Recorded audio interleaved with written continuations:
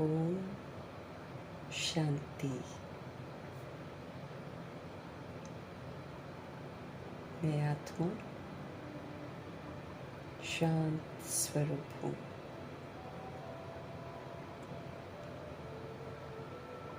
ओम शांति। मैं आत्मा शांति के सागर शिव पिता परमात्मा की संतान हूँ। ओम शांति। मैं आत्मा शांति धाम की रहने वाली हूँ। इस ओम शांति के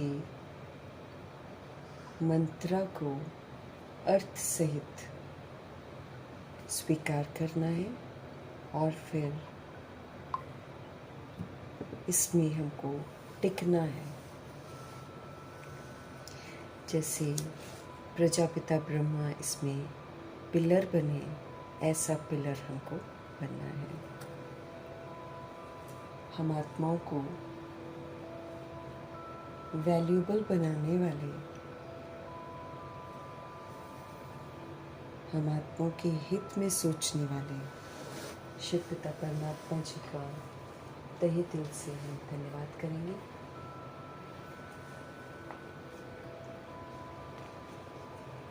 और शिव पिता परमात्मा की शिक्षाओं पर चलकर वैल्यूएबल बनने वाले और बनकर फिर हमको सिखाने वाले व्यक्त ब्रह्मा, अव्यक्त ब्रह्मा, गुप्त बड़ी माँ, big brother, great great grandfather का रोल प्ले करने वाली आत्मा ब्रह्मा जी का तहे दिल से हम धन्यवाद करेंगे। धन्यवाद करते हुए दोनों ज़बरदस्त लाइट्स को हाजिर नाजिर करते हुए मीठे प्यारे शिव पिता परमात्मा जी के महावाक्य हम उन्हीं से समझेंगे। उनकी ये समझ पूरे वायुमंडल में फैले, पूरे तत्वों में फैले, पूरी प्रकृति में फैले। दिल से दुआ करेंगे। मीठे प्यारे शिव पिता परमात्मा जी की समझ यूनिवर्स में मौजूद सभी रूहों तक पहुँचे, ये भी हम दिल से दुआ करेंगे। उन रूहों तक पहुँचे जो इस समय वृद्ध शरीरों में हैं, लेकिन दिल के रिश्तों में उलझी हुई हैं। तमाम रूहों का बुद्धि का योग परम पिता परमात्मा जी के साथ लगे। दिल से हम सब दुआ करेंगे। मीठे प्यारे शिव पिता परमात्मा जी की समझ जो है, मुरली की समझ की खुशबू उन रूहों तक पहुँचे जो हम आत्माओं के साथ नकारात्मकता से कनेक्टेड हैं, शिकवे शिकायतों से कनेक्टेड हैं, अधूरे हिसाब किताब से कनेक्टेड हैं। ऐसी रूहें जिनका मन बुद्धि हम आत्माओं के साथ नेगेटिविटी से जुड़ा हुआ है, ऐसी रूहों का बुद्धि का योग हम आत्माओं से हटे, सत्य परम पिता परमात्मा जी के साथ लगे, शांत हो जाएं सभी आत्माएं। दिल से दुआ करेंगे। मीठे बाबा की मीठी समझ उन रूहों तक पहुँचे जो हमारे साथ लौकिक में कनेक्टेड है। उन रूहों का बुद्धि का योग भी हम आत्माओं से हटें और सत्य परम पिता परमात्मा जी के साथ लगे। मीठे प्यारे शिव बाबा की समझ उन रूहों तक पहुँचे जो इस समय आकारी शरीरों में हैं, रोज़ शरीर छोड़ रहे हैं और अचानक छोड़ रहे हैं। फिर उनसे जो संबंधित रूहें हैं वो समझ नहीं पा रही हैं और सभी दुखी परेशान हैं। सब तक मेरे बाबा की मीठी समझ पहुँचे और हर आत्मा परमात्मा से जुड़कर अपने प्रश्नों के सारे जो जवाब हैं वो बाबा से हासिल करें, सुखी हो जाएं, शांत हो जाएं। दिल से दुआ करेंगे। मीठे प्यारे शिव पिता परमात्मा जी की समझ उन रूहों तक पहुँचे जो इस समय गर्भ में प्रवेश कर गई हैं। आत्माएं प्रभु से जुड़ी रहें और जब गर्भ से बाहर आए तब भी परमात्मा से जुड़े रहने का उनको सौभाग्य मिले। दिल से हम सब दुआ करेंगे। हॉस्पिटलों में पीड़ित आत्माएं हैं, घरों में पीड़ित आत्माएं हैं, सब तक हमारे मीठे बाबा की मीठी मुरली की समझ पहुँचे। सभी आत्माएं प्रभु जी की याद में रहकर अपने कर्म भोग को चुकतू कर लें। फिर मीठे बाबा की मीठी समझ उन रूहों तक पहुँचे जो प्राकृतिक आपदाओं के शिकार हैं, जो दैहिक हिंसाओं के शिकार हैं और जो माया के प्रकोप के कारण अलबेली हो गई हैं या तंत्र मंत्र के कारण अलबेली हो गई हैं, सभी रूहों तक प्रभु जी की समझ पहुँचे। जो वाम मार्ग में चले गई हैं, जो वाम मार्ग में जाने की तैयारियां कर रही हैं, उन तक मीठे बाबा की समझ पहुँचे। कुमार कुमारियों के शरीरों में जो आत्माएं हैं, छोटे शरीरों में जो आत्माएं हैं, सब तक मीठे बाबा की समझ पहुँचे। जो अपनी संस्था बनाकर बैठे हैं, खुद भी गुमराह हैं, दूसरों को भी गुमराह कर रहे हैं, ऐसी रूहों तक मीठे बाबा की मीठी समझ पहुँचे। भिन्न भिन्न सत्ताओं के प्रति, भिन्न भिन्न वर्गों के प्रति, भिन्न भिन्न मतपंथों के प्रति श्री बाबा की समझ पहुँचे। हर आत्मा अपने स्वधर्म में लौटे। दिल से हम सब दुआ करेंगे उन आत्माओं तक बाबा की समझ पहुँचे जो इस समय वैश्याएँ बन गई हैं, जो गणिकाएँ बन गई हैं और जो उनसे ऐसे धंधे करवाते हैं, सब तक बाबा की समझ पहुँचे। सबके अंदर पवित्रता जागृत हो। दिल से दुआ करेंगे मीठे बाबा की मीठी समझ उन रूहों तक पहुँचे जो यादव कौरव यवन बन गए हैं, जो भूत प्रेत आत्मा बनकर रूहें भटक रही हैं, उन तक भी बाबा की समझ पहुँचे। वो भी परमपिता परमात्मा जी के साथ जुड़े, पवित्र बने और अपने स्वधर्म में लौटे। दिल से दुआ करेंगे मीठे बाबा की मीठी समझ उन रूहों तक पहुँचे जो इस समय तंत्र मंत्र रिद्धि सिद्धियाँ कर रही हैं और तांत्रिक बन गए हैं, अघौरी बन गए हैं, दूसरों को दुख देकर या अपनी रिद्धि सिद्धियाँ दिखाकर दूसरों का बुरा भी कर रहे हैं। ऐसी रूहें फिर से अपने स्वधर्म में आ जाएं। दिल से दुआ करेंगे। फिर मीठे बाबा की मीठी समझ इस दुनिया में मौजूद जितने भी जेल हैं, उन जेल में जो कैदी हैं, उन तक भी समझ पहुँचे। कई काल कोठरियों की सज़ा खा रहे हैं, कई काले पानी की सज़ा खा रहे हैं, बंद हैं एक जगह, बिल्कुल अकेले हैं, और कई इकट्ठे एक जगह हैं, बड़ी दुर्गति में जी रहे हैं, गंदगी में जी रहे हैं। ऐसी रूहों तक प्रभु जी की समझ पहुँचे जो उनको कंट्रोल कर रहे हैं, रूल कर रहे हैं। सब तक बाबा की समझ पहुँचे। हर आत्मा अपने आत्मिक स्वधर्म में वापस लौटे। दिल से दुआ करेंगे मीठे बाबा की मीठी समझ उन रूहों तक पहुँचे जो जानवरों से भी बदतर हो गए हैं, ह्यूमन फ्लैश, एनिमल फ्लैश खा रहे हैं और विकारों के वशीभूत होकर हिंसाएं कर रहे हैं, अंग तस्करियाँ कर रहे हैं, जानवरों की भी और ह्यूमन की भी। ऐसी रूहों तक प्रभु जी की समझ पहुँचे। हर आत्मा अपने स्वधर्म में लौटे। दिल से दुआ करेंगे साहूकारी के नशे में इंडस्ट्रियलिस्ट जो हैं, वो न जाने क्या क्या कर रहे हैं, धरती के साथ खिलवाड़ कर रहे हैं।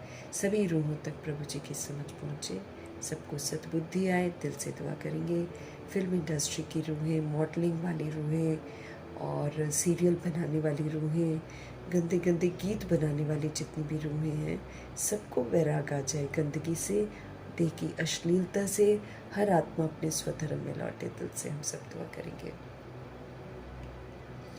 अंडरवर्ल्ड डॉन्स के प्रति और आतंकवादियों के प्रति और तरह तरह के जो गैंगस्टर्स के ग्रुप बन गए हैं, उन रूहों तक प्रति, उन रूहों के प्रति भी शिव बाबा के महावाक्य हम समर्पित करेंगे ताकि ये रूहें भी अपने स्वधर्म में लौटें, सब तरह की हिंसाओं से मुक्त हो जाएं, फिर से सभी रूहें पवित्र बन जाएं। दिल से दुआ करेंगे फिर तरह तरह के नशों में जो धुत हैं आत्माएं, सभी आत्माओं के वो गंदे नशे छूट जाएं और सबको ईश्वरीय नशा चढ़ जाए। दिल से दुआ करेंगे और अपने लिए भी दुआ करेंगे कि हम सभी आत्माएं प्रभु जी की शिक्षाएं जो हम रोज़ प्राप्त कर रहे हैं, रोज़ हमको जो होमवर्क मिल रहा है, उसको हम पूरा करें। संगम युग के समय के और संगम युग के संकल्प की वैल्यू को समझें। अब नहीं तो कब नहीं का मंत्र याद करके जो करना है वो हम अभी अभी कर लें। ये हम अपने लिए भी दिल से दुआ करेंगे और फिर उन स्थानों तक प्रभु जी की समझ पहुँचे, उन आत्माओं तक प्रभु जी की समझ पहुँचे जहाँ अभी तक पहुँची ही नहीं है, और अगर पहुँचती भी है तो फिर आत्माएं सुनने को ही तैयार नहीं है। उनकी भी धरनी तैयार हो जाए, वो भी सुने। दिल से हम सब दुआ करेंगे। बाकी ये जो देह अभिमान है कि चाइनीज़ हैं, जापानीज़ हैं, अमेरिकन हैं, ऑस्ट्रेलियन हैं, ऐसी जो आत्माएं बटी पड़ी हैं और नफ़रतों से सुलग रही हैं, ऐसी आत्माओं तक भी प्रभु जी की समझ पहुँचे। सब अपने स्वधर्म में लौटें और सब वापस घर चलने के लिए तैयार हो जाएं। दिल से दुआ करेंगे। इन्हीं दुआओं के साथ देखेंगे कि आज हमारे परमपिता परमात्मा हम आत्माओं को कौन से इशारे दे रहे हैं जो हम आत्माओं के लिए बहुत महत्वपूर्ण है। मीठे मीठे बाबा बोले। मीठे बच्चे, सुनी सुनाई बातों पर विश्वास नहीं करो। अगर कोई उल्टी सुल्टी बातें सुनाता है तो आप एक कान से सुन लो और दूसरे से आप निकाल दो,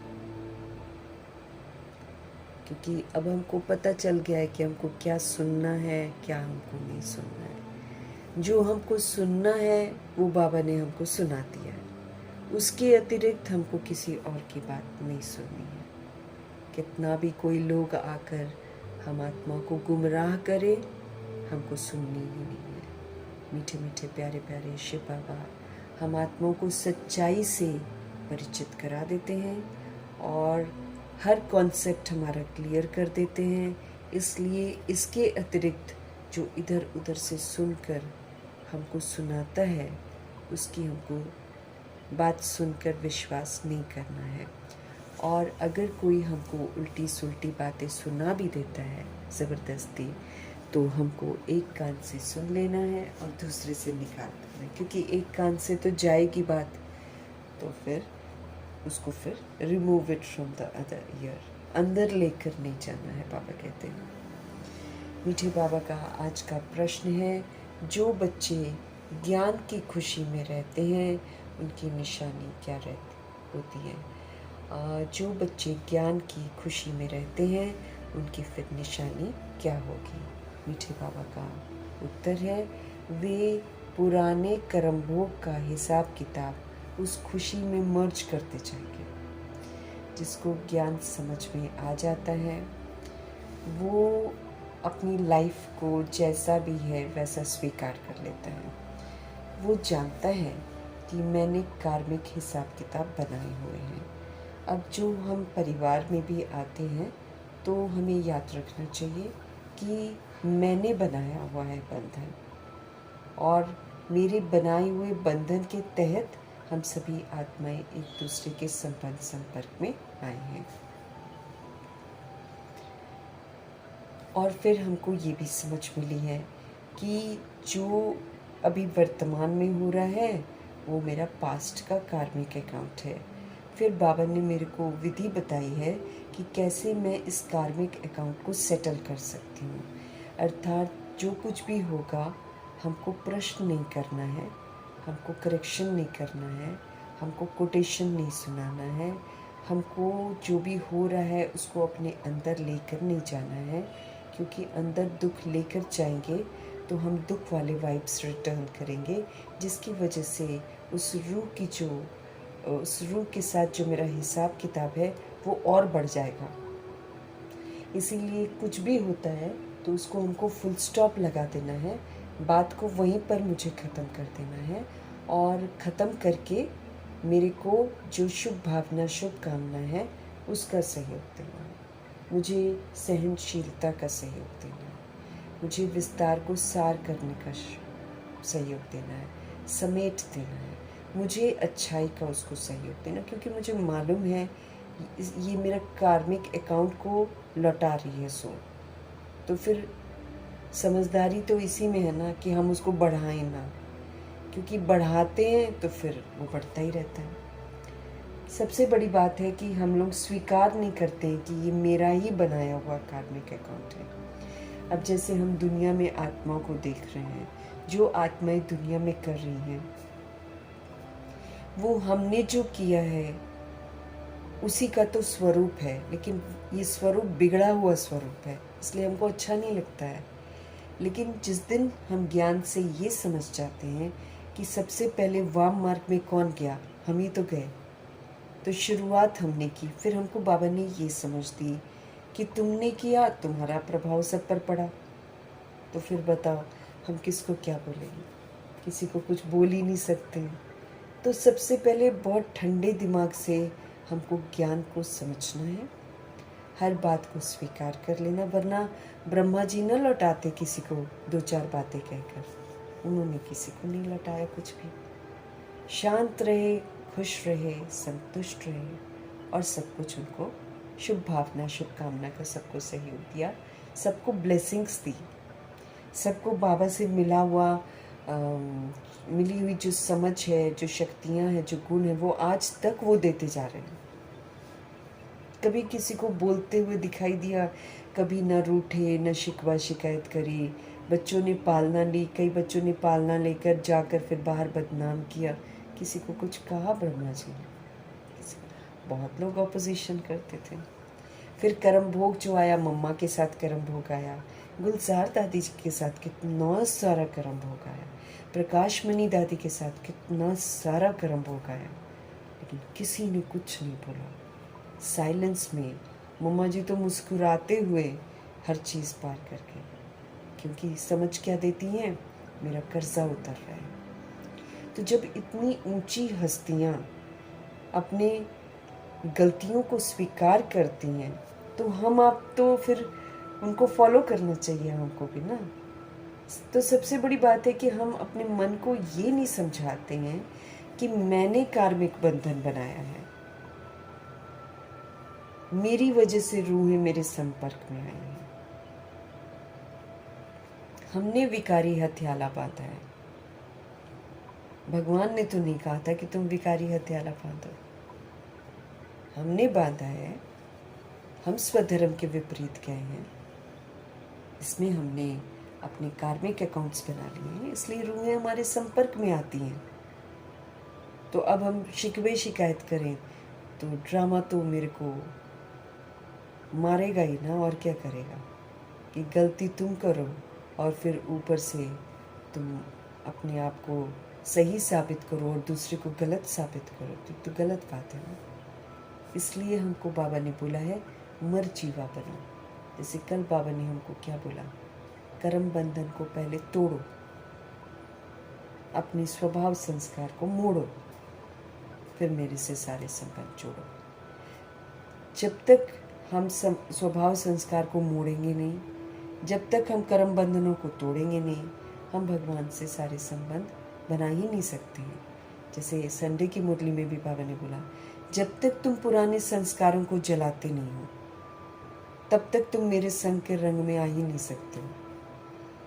तो हम बाबा के संग के रंग में जाएंगे नहीं तो रंगेंगे कहाँ से फिर हम? ताकत कहाँ से आएगी मेरे में? चार्ज कहाँ से हो जाऊंगी मैं? तो पुराना संस्कार मेरा क्या था कि मैं शरीर हूँ। पुराना संस्कार क्या था, ये मेरा है, ये मेरा है, ये मेरा है, ये मेरा है। पुराना संस्कार, पुराना स्वभाव,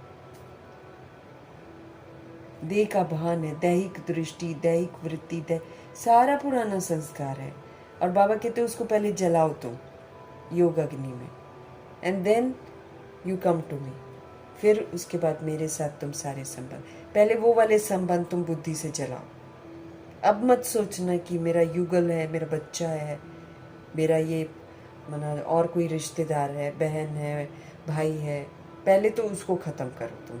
बाबा ने मेरे को ये बोला है, जब तक मैं बुद्धि से वो बुद्धि से ख़त्म करना, रहना उन्हीं के साथ है, लेकिन बुद्धि में मेरे एकदम क्लियर हो जाना चाहिए कि ये एक आत्मा है, एंड ही और शी इज़ माई कार्मिक अकाउंट, जिसको मुझे ट्रस्टी बनकर सेटल करना है। रिश्ता बनकर हम लोग सेटल करते हैं, इसलिए वो सेटल नहीं होता है। रिश्ता बनकर देखेंगे तो ये तो है ही, हम इस जन्म में कुछ कुछ कर लेते हैं, फिर अगले जन्म में शरीर हमारे बदल जाते हैं, मेल फीमेल बन जाता है, फीमेल मेल बन जाता है, फिर एक दूसरे के समीप संबंध में आकर हिसाब किताब सेटल करते हैं। पिछले जन्मों की दुश्मनी जो होती है वही तो मोस्टली रिश्तों में आती है। पिछले जन्म में जो हमारे बैड कार्मिक अकाउंट होते हैं, उसी को सेटल करने के लिए तो वाइफ हस्बैंड बनते हैं, उसी को सेटल करने के लिए तो माँ बाप और बच्चे बनते हैं, क्योंकि इसी में दुख पहुंचता है। बंधन है ना, इसी में दुख पहुंचता है।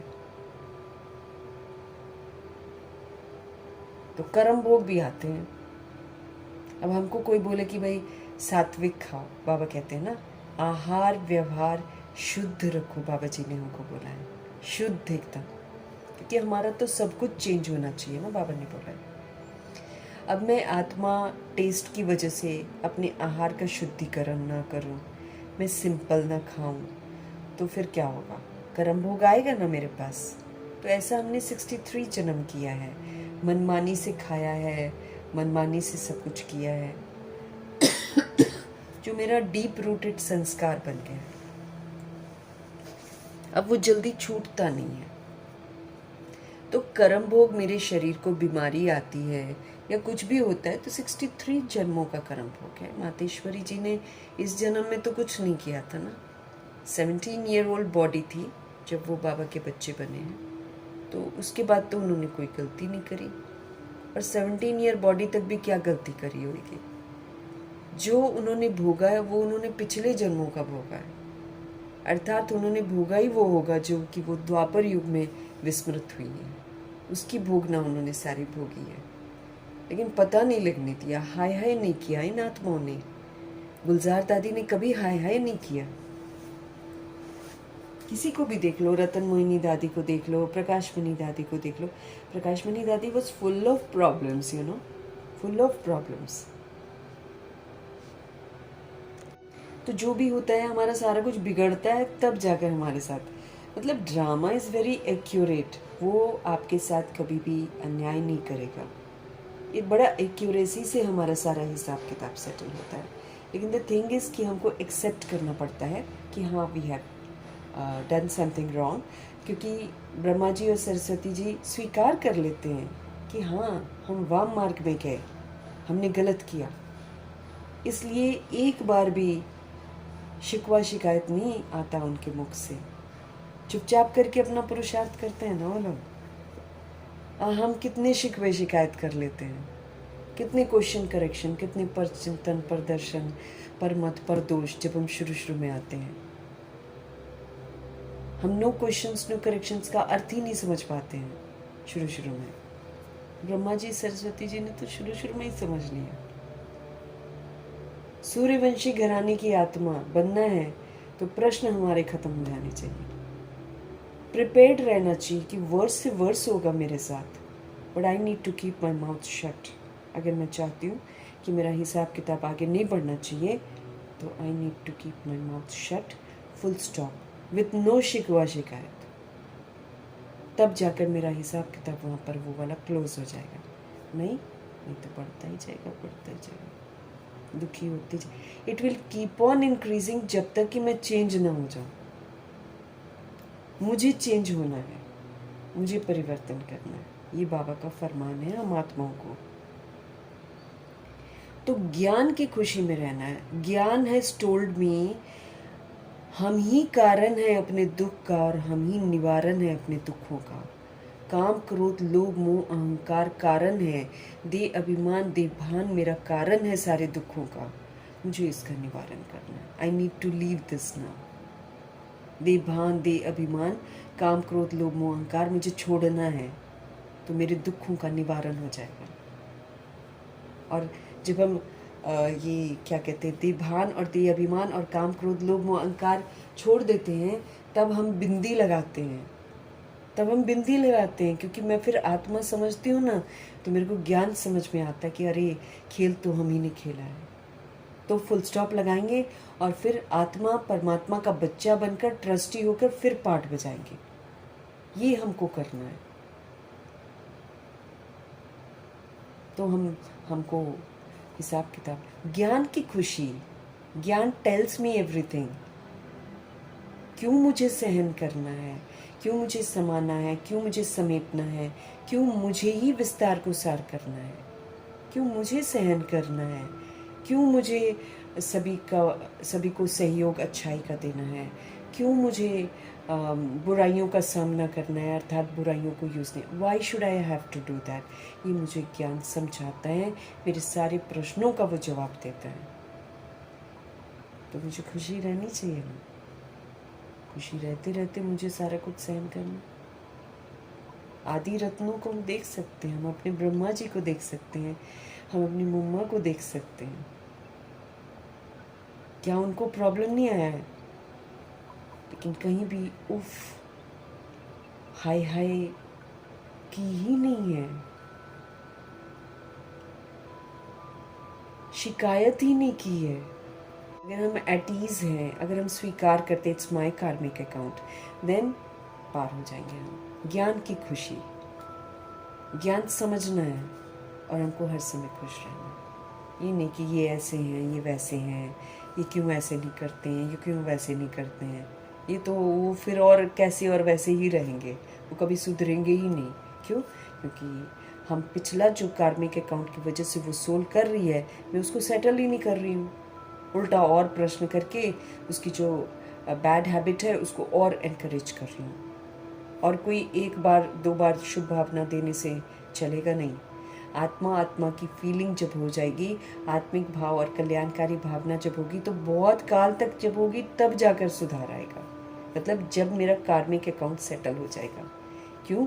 क्योंकि एक तो वो मेरा कार्मिक अकाउंट है, ऊपर से न जाने मैंने कितने समय तो शिकवा शिकायत करी है, और ऊपर से जब बाबा के बच्चे बने हैं तब से भी मैंने कितनी शिकवा शिकायत करी, वो तो और डबल डबल डबल ट्रिपल बोझ आ गया मेरे ऊपर। एक तो चलो हमने अनजाने में करी, एक है समझ मिलते हुए हमने क्वेश्चन करेक्शन किया, हमने उस आत्मा को सुकून नहीं पहुंचाया, हमने उस आत्मा को शुभ भावना देकर शांत नहीं किया, हमने उस आत्मा को ये नहीं कहा कि आप एक पवित्र मन में है ना, आप एक पवित्र आत्मा हो, पवित्रता के सागर की संतान हो, आप नशा मुक्त आत्मा हो। ऐसे करके बड़े दिल से, बड़े प्योरिटी से, पुरानापन मिटाकर एक रूह एक दूसरी रूह को बोलेगी, तब जाकर वो नशे से मुक्त होगी। अब वो तो हम करते नहीं हैं, हम बॉडी कॉन्शियस होकर बोलते हैं वो नशा से मुक्त हो जाए, और फिर नहीं होते हैं 2-4 बार कहने से, तो फिर दिल शिकस्त हो जाते हैं। बहुत माइन्यूटली ब्रह्मा जी ने और सरस्वती जी ने ज्ञान को समझा, उसको अमल में लाया। फिर बहुत माइन्यूटली दादियों ने अपने आप को समझा कर परिपक्व बनाया, फिर उन्होंने शिकवे शिकायत बंद किए। नहीं तो क्या ऑपोजिशन उनको नहीं होती थी? होती थी। प्रकाशमणि दादी को बाबा ने वो बनाया था निमित्त हेड, तो फिर देखो उनकी कितनी ऑपोजिशन होती थी। लेकिन प्रकाशमणि दादी हमेशा फुल स्टॉप और हमेशा सबको अच्छाई का सहयोग। ज्ञान की खुशी में रहना। ज्ञान मुझे बताता है सब कुछ। उनकी निशानी क्या होगी? वे पुराने कर्म भोग का जो हिसाब किताब है ना, उसको क्या करेंगे? खुशी में मर्ज करते जाएंगे, जैसे मम्मा करती थी। खुश रहती थी तो सब कहते थे आप खुश कैसे रहते हो, बॉडी में तो पूरा कैंसर फैल गया, आप इतना खुश कैसे रहते हो? मम्मा ने क्या बोला? मेरा कर्जा उतर रहा है इस खुशी में। पावरफुल बीइंग है ना, we all are powerful beings, लेकिन हम कमज़ोर बन जाते हैं बॉडी कॉन्शियस होकर। तो एक पावरफुल बीइंग बनकर मुझे अपना कर्म भोग चुकता करना है, खुशी में रहना है कि मेरा कर्जा उतर रहा है। ज्ञान की खुशी में दुख दर्द गम की दुनिया ही भूल जाती है। जब हमको ज्ञान समझ में आ जाता है और जब हम इसकी खुशी में रहते हैं, फिर दुख दर्द और ये जो गम की दुनिया है ये हमको भूल जाती है। बुद्धि में रहता है कि अब तो हम खुशियों की दुनिया में जा रहे हैं, ये सेटल हो रहा है, खत्म हो रहा है, और फिर उसके बाद हम खुशियों की दुनिया में जाएंगे। रावण ने श्रापित करके मुझे दुखी किया। रावण कौन? मेरा देह का भान, मेरा देह का अभिमान। इसने मुझे श्रापित किया, इसने मुझे दुखी किया। अब हमारे बाबा आए हैं उस दुख की गम की दुनिया से निकाल खुशी की दुनिया में ले जाने के लिए। अब बाप आए हैं उस दुख की और गम की दुनिया से निकाल खुशी की दुनिया में ले जाने के लिए। तो उसके लिए बाबा रोज़ मेरे को मुरली पढ़ाते हैं, और मुरली मुझे कहती है कि मुझे क्या करना है। जितना हम इसको करते जाएंगे उतना दुख की गम की दुनिया से निकल कर खुशियों की दुनिया का वर्षा बनाएंगे। गीत है, तुम्हें पाके हमने जहां पा लिया है। भगवान जी को पाकर ही हमको जहान मिलता है, हमको ज़मीन भी मिलती है, तो हमको आसमान भी मिलता है। आसमान से हम भ्रमण करेंगे इधर उधर, और ज़मीन पर हम रहेंगे। आज की तरह टूटी फूटी सड़कें नहीं होंगी, और सुंदर सी हरी भरी सतो प्रधान धरा होगी, और घूमना फिरना होगा तो प्यारे से सोने के पुष्पक विमान होंगे। जो एक 8 साल का बच्चा भी जो 8 साल की बॉडी में होगा वो भी चलाएगा, नो एक्सीडेंट्स नथिंग। और हाईवे होगा हमारा आसमान, सब कुछ सुंदर ही सुंदर। तो ज़मीन भी मिलती है, आसमान भी मिलती है। बाकी लड़का लड़की के लिए ऐसे गीत गाए तो कोई ज़मीन भी नहीं मिलती है, आसमान भी नहीं मिलता है, उल्टा बाद में लुट ही जाते हैं और एक दूसरे से शिकवे शिकायत करके अपनी जो मैरिड लाइफ है उसको भी ख़राब कर देते हैं। तो कहाँ मिलता है किसी को पाकर कुछ भी। लेकिन वही है कि ब्रह्मा जी को ये गीत भगवान जी के लिए बहुत पसंद आया था, तो उन्होंने उनको समर्पित कर दिया था। ओम शांति। मीठे मीठे रूहानी बच्चों ने गीत सुना तो ज़रूर बच्चों के रोमांच खड़े हो जाने चाहिए, क्योंकि गाया जाता है कि खुशी जैसी खुराक नहीं। भगवान खुशियों का सागर है, हमको आकर अपनाते हैं और अपनी छत्र छाया मिलाते हैं, हमको हर तरह से सुरक्षित करते हैं। फिर भी हम दुनिया में कोई आत्मा हमको कुछ कह जाती है, खुशी लेकर चली जाती है। यहाँ भगवान जी बोलते हैं तुम मेरे साथ रहो ना। जैसे संडे की मुरली में हमको क्या बोला कि तुम मुझे अपने साथ रखो, कंबाइंड रखो तुम मुझे अपने साथ, और फिर सारा दिन चेक करो कि क्या हम प्रभु के साथ थे, क्या प्रभु के संग के रंग में थे। बाबा ने बोला ना, सारा दिन बाप के संग का रंग लगा हुआ रहा, चेक करो परमात्म संग में रहे या किसी और संग में चले गए। हम फिर दूसरों के संग में चले जाते हैं और फिर कोई कुछ कह जाता है तो चलो जी मूड खराब। देहधारियों से खुशियां मांगते हैं, देहधारी तो खुशियों से खाली हो गए। अब हमको क्या करना है, खुशियों के सागर शिव बाबा के साथ रहना है, खुशी से संपन्न बनना है और खुशियां बांटनी है सबको, न कि किसी से एक्सपेक्ट करना। अब हमको रॉयल सोल बनना है, हमको मंगता नहीं बनना है ना। We are royal souls. Royal क्या होते हैं, रॉयल देते हैं, लेना पसंद नहीं करते हैं। जैसे प्रकाश मणि दादी का बोलते हैं ना, प्रकाश मणि दादी को एक साबुन मांगना भी पसंद नहीं था नहाने के लिए। कोई भी चीज़ खत्म हो, जैसे साबुन खत्म हो जाता था ना तो खाली सोप केस रख देती थी, जिससे मुन्नी बहन समझ जाती थी अच्छा साबुन खत्म हो गया, और रख देती थी। मांगना नहीं पसंद था। देव कुल की आत्माएं रॉयल होती है ना, तो हम तो खुशियाँ मांगते हैं। हम सोचते वो मेरे को खुश करे, हम सोचते वो मेरे साथ एडजस्ट कर ले, हम सोचते वो कहना मान ले। कहाँ से मानेंगे, सब तो बीमार हो गए हैं, सब तो कमज़ोर हो गए। हर आत्मा चाहती है कि वो मुझे दे। यहाँ हमारे प्रभु जी बोलते हैं तुम मुझ सागर के साथ रहो और लो और सबको दो, बनो तुम फिर से राजा। राजा दूसरे से नहीं लेगा, राजा सबको देगा ज़रूर। तो अगर मेरे को खुश रहना है, अगर मेरे को शांत रहना है, अगर मेरे को संतुष्ट रहना है, अगर मुझे शक्तिशाली रहना है, अगर मुझे आनंदित रहना है, अगर मुझे पवित्र रहना है, अगर मुझे ज्ञान का स्वरूप रहना है, देन समझदारी इसी में है कि मैं सागर परमात्मा के साथ रहूं, क्योंकि उन्हीं के पास सब कुछ है। देहधारियों के पास कुछ नहीं है, देहधारी सारे खाली हैं। वो आपको अभी 2 मिनट के लिए खुशी देंगे, 2 मिनट के बाद कटु शब्द बोल देंगे और सारी खुशियाँ आपके लेकर चले जाएंगे। देहधारी से नहीं, नो।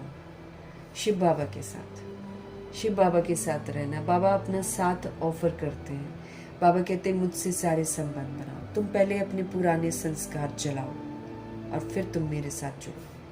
पुराना संस्कार, मैं शरीर, मेरा ये संबंध और मेरा ये, मेरा वो, but I am not a body, है ना। I need to understand that. आज नहीं तो कल ड्रामा मुझे सिखाएगा कि तुम शरीर नहीं हो, तुम आत्मा हो। ड्रामा मुझे सिखाएगा कि इसमें से तेरा कुछ भी नहीं है। ये सब सिखाएगा वो मुझे, लेकिन भगवान जी पहले ही सिखा रहे हैं। भगवान जी से सीख लेंगे तो आराम से उड़ जाएंगे।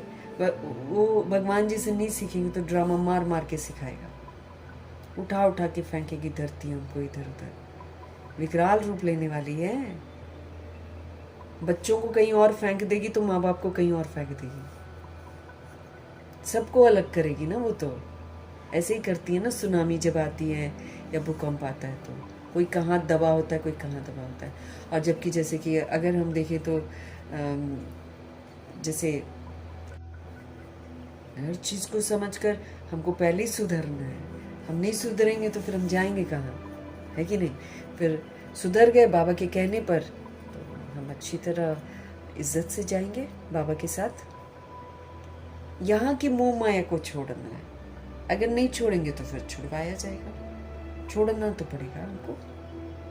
हमको समझना है हम ऊपर से आए हैं भाई, हम यहाँ के रहने वाले नहीं हैं। खुशी जैसी तो खुराक नहीं, वो खुशी जो प्रभु देते हैं। हमारे सारे प्रश्नों को समाप्त करते हैं हमारे बाबा, सारे शिकवे शिकायतों को समाप्त करते हैं हमारे बाबा। अभी तुम सभी रूहानी बच्चों को बेहद का बाप मिला है। हम रूहें हैं, हम रूहें परमात्मा के बच्चे हैं। हम रूहों को हमारा बाबा मिला है। सारी दुनिया में जितनी भी सोल्स हैं, 800 करोड़ सोल मतलब शरीर हैं, 800 करोड़ शरीर, न जाने किसको किसको माँ बाप बोलते हैं, लेकिन रूह बोलती है बॉडी कॉन्शियस होकर कि ये मेरा माँ है, ये मेरा बाप है। लेकिन अब रूह को समझाया जा रहा है तुम्हारा अविनाशी बाप तो शिव पिता परमात्मा है। तो हम सभी रूहों को बेहद का बाप मिला है। बेहद का बाप तो एक ही होता है, 10 नहीं है। और बच्चे जानते हैं जब और बच्चे बनेंगे तो उन्हों के भी रोमांच खड़े हो जाएंगे। तुम जानते हो हमारा राज्य था, हमने उसको गवाया, अब फिर हम राज्य ले रहे हैं। भारतवासियों के लिए ये खुशखबरी है ना, परंतु जबकि अच्छी रीति सुने और समझें तब तो बरोबर ये खुशी की बात है। अब भारतवासी भी मुझे बनना है। कौन बनेगा भारतवासी? जो स्वर्ग बनाएगा, भारत को जो स्वर्ग बनाएगा वो बनेगा भारतवासी। और भारत को स्वर्ग कैसे बनाएंगे? जब हम स्वर्ग की विशेषताओं को धारण करेंगे, तब भारत स्वर्ग बनेगा। तो भारतवासियों के लिए खुशखबरी है ना, परंतु जबकि अच्छी रीति सुने और बाबा से समझे तब तो बरोबर ये खुशी की बात है ना। कल्प कल्प हमारे शिव बाबा आते हैं। बाप का जन्म भी यहाँ गाया जाता है। त्योहार भी जो है ना सब इसी समय के हैं।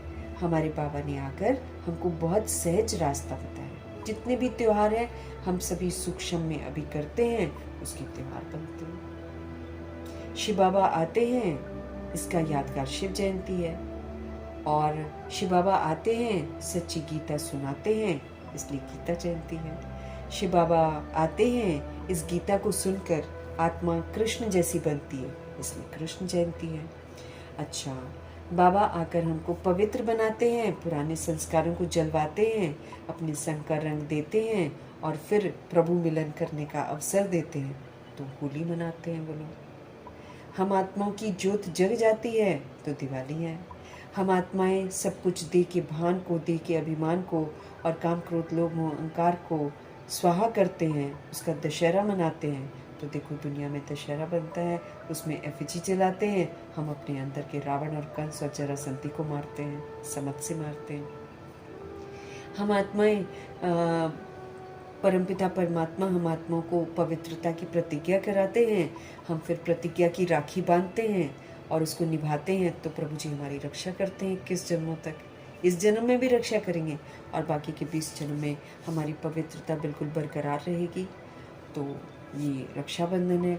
ऐसे करके नवरात्रे होते हैं, तो शक्तियाँ जो होती हैं वो सारे अलंकार धारण करती हैं और अपने आप को संपन्न और संपूर्ण बनाती हैं, तो इसीलिए नवरात्रे होते हैं, पवित्रता कायम रखते हैं। फिर बड़ा दिन आता है, क्रिसमस आता है, तो उस दिन सेलिब्रेशन होता है। ऐसे करके सारे त्यौहार जितने बने हुए हैं वो सब हम रूहें करती हैं। जैसे तीजरी की कथा है, अब उसमें वो संतान बेटा होता है ना, उसका कुछ ये लोग सेलिब्रेट करते हैं।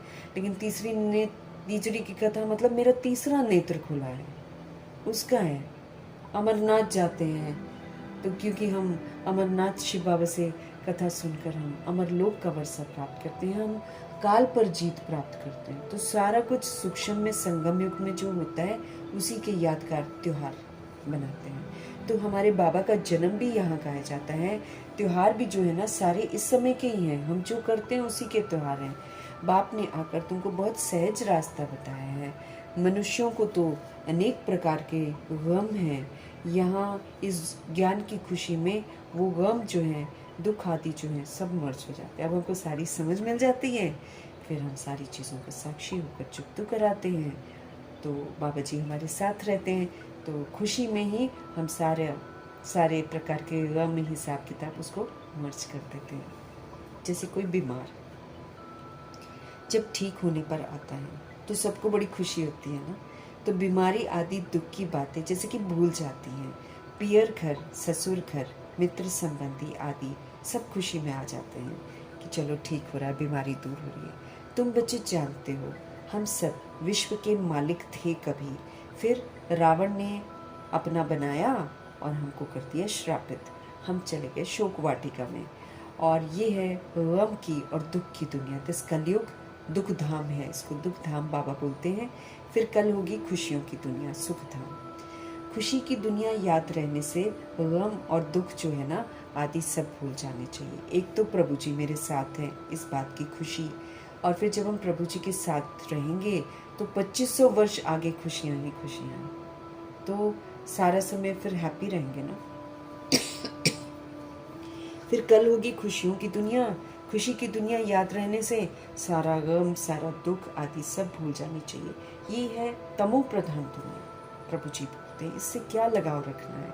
आत्माएं पूरी बिगड़ गई हैं अच्छी तरह, तमो प्रधान हो गई है दुनिया, पाप भी कर रही हैं, झूठ भी बोल रही हैं, और वो उसमें ऐंठती हैं, उसमें खुश रहती हैं, उसमें समझती हैं कि जायज़ है, कुछ करती नहीं है, लेकिन सब जगह अपना जो है ना क्रेडिट लेती हैं। झूठ खंड में ऐसे होता है ना। बाबा कहते ये है ही तमो प्रधान दुनिया, सब तमो बुद्धि हो गए हैं। इस समय बिल्कुल ही तमो प्रधान हो चुकी है दुनिया, इसकी समाप्ति होनी बहुत ज़रूरी है। तो बाबा कह रहे हैं ये है ही तमो प्रधान दुनिया, भिन्न भिन्न प्रकार का कर्म हो गए, इसलिए तरह तरह का कर्म हो गए। यहाँ पर अगर हम हॉस्पिटल कहीं चले जाए, गवर्नमेंट हॉस्पिटल, हम हैरान परेशान हो जाएंगे कि कैसी कैसी बीमारियां आत्माओं को हो रखी हैं। सारा कर्म भोग, काम क्रोध लोभ मोह अहंकार के उसमें जाते हैं ना, तो सारे कर्म भोग आ जाते हैं। फिर गलत खान पान खा रहे हैं, उसका भी अभी तो जितना चमक रही हैं रूहें, जैसे फिल्म इंडस्ट्री की रूहें हैं, ये लोग सब जो लोग खाते वाते हैं गंदा, और जो नाश्ता ही करते हैं नॉनवेज, सी एनिमल्स के साथ, सी एनिमल्स खाते हैं नाश्ते में ताकि उनकी स्किन अच्छी हो जाए। जापान में भी तो खाते हैं ना, स्नेक भी खाती हैं आत्माएं, चाइनीज़ भी स्नेक खाते हैं। तो ये इसलिए खाते ताकि ये लोग स्मूथ इनकी स्किन सुंदर सुंदर हो जाए। अब तो तभी तो सुनामी आती है, तभी तो समुद्र सी जो है उनको खा जाएगा। जो ऑनेस्ट होंगे उनको देखो, जापान में भी जो सुनामी अर्थक्वेक आया था, सब लोग कितना नुकसान हुआ था, लेकिन बाबा का जो सेंटर है वहाँ पर, बाबा के जो बच्चे थे जो नियमों पर चलते वो सेफ थे। ऐसे मुंबई भी सारी पानी में जाएगी, लेकिन बाबा जी का जो सेंटर है जहाँ पर ऑनेस्टी से सारे चल रहे हैं वहाँ पर कुछ नहीं होगा। तो बाबा की गारंटी है ना। तो भिन्न भिन्न प्रकार का कर्म भोग इस समय नजर आता है, भिन्न भिन्न प्रकार का कर्म भोग है। अबलाओं पर भी कितने अत्याचार होते हैं, जो वीक है ना, जो फीमेल बॉडी में है उन पर कितना अत्याचार होते हैं, अनेक प्रकार के। इसलिए फिर देखो इस जन्म में अब फीमेल काट रही हैं, टुकड़े टुकड़े कर रही हैं। क्यों टुकड़े टुकड़े कर रही हैं? पिछले जन्म में उसने इस टाइप का अत्याचार किया होएगा, है कि नहीं। अब तो हम जानते हैं ना कि कार्मिक, क्योंकि देखो जब कोई सोल किसी को काटती है या मारती है और उसके चेहरे पर कोई शिकन नहीं होती है, उसके चेहरे पर संतुष्टता की फीलिंग होती है, that means it is past कार्मिक अकाउंट। नहीं तो कौन इतना वो हो जाएगा कि उसके अंदर में वो चीज़ नहीं आएगी पश्चाताप की या बैड एक्ट की, है ना। तो सारा अब हम तो जानते हैं कि कार्मिक अकाउंट है, इसलिए हम हर बात को समझेंगे। लेकिन जो नहीं जानते हैं वो तो यही समझेंगे ना कि कैसा है, हाँ ऐसा होता है वैसा होता है। तो देखो आजकल कितनी फीमेल बॉडी में सोल्स जो हैं वो ऐसे काम कर रही हैं, शादी करने के बाद उनको काट देती हैं, उनको ड्रम में कोई डाल रहा है, कि कईयों के लिए अपने बगीचे में कब्र खुदवा रहे हैं। जिसने बचना होता है वो बच जाता है। भगवान जी क्यों नहीं बचा रहे? जब टुकड़े हो रहे हैं तो भगवान जी क्यों नहीं बचा रहे? क्योंकि कार्मिक अकाउंट है, इसलिए बाबा इंटरफियर किसी के कर्म में नहीं करते। तो अबलाओं पर भी कितने अत्याचार होते हैं, अनेक प्रकार के विघ्न आते हैं। ये विघ्नों के कर्म भोग के दिन, बाकी थोड़ा समय।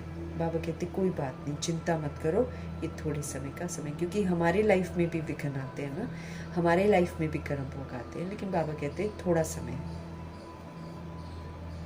बाप हमारे शिव बाबा हमको धीरज देते हैं, बाकी थोड़े रोज हैं। कल पहले भी हुआ था, कर्म भोग का हिसाब किताब चुकतू होना है।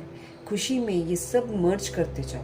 अरे हमारा कर्म भोग पहले का है, हिसाब किताब चुकतू हो रहा है तो खुशी होएगी ना भाई, हम फ्री हो रहे हैं। हमारे इर्द गिर्द जो इतना जंजाल लगा हुआ है वो कट रहा है, रस्सियाँ खुल रही हैं, मैं आत्मा फ्री हो रही हूँ और फिर उड़ जाऊंगी।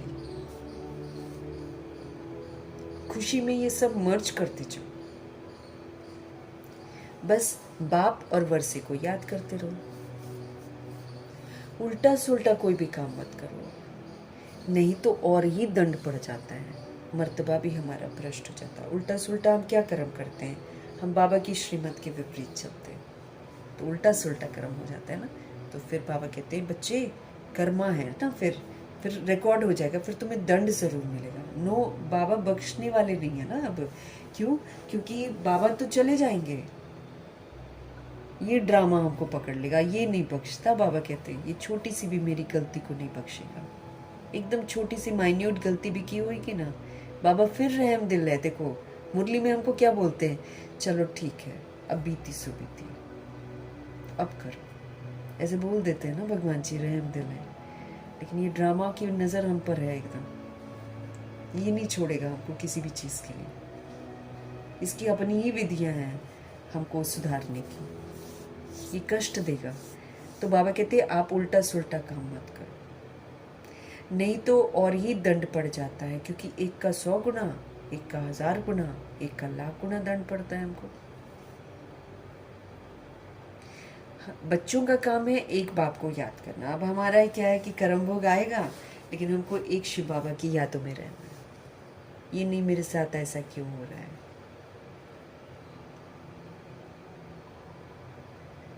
तो बच्चों का काम है एक बाप को याद करना। बाप कहते हैं मुझे याद करो तो तुम्हारे विक्रम विनाश हो जाएंगे, याद करो ना मुझे तुम, तो तुम्हारे विक्रम विनाश हो जाएंगे, हिसाब किताब तुम्हारा सारा चुकता हो जाएगा।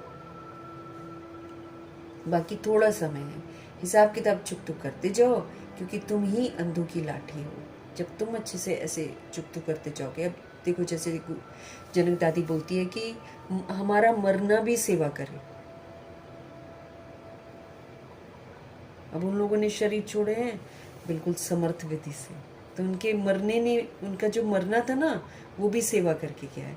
अर्थात हम आत्माओं को भी वो बल देकर गया है कि हम भी अपने कर्म भोग को इसी विधि से चुकता करें। हाय हाय न करें, हम डर न जाए, हम प्रभु चिंतन चलता रहे, ज्ञान चिंतन चलता रहे, शुभ चिंतन चलता रहे।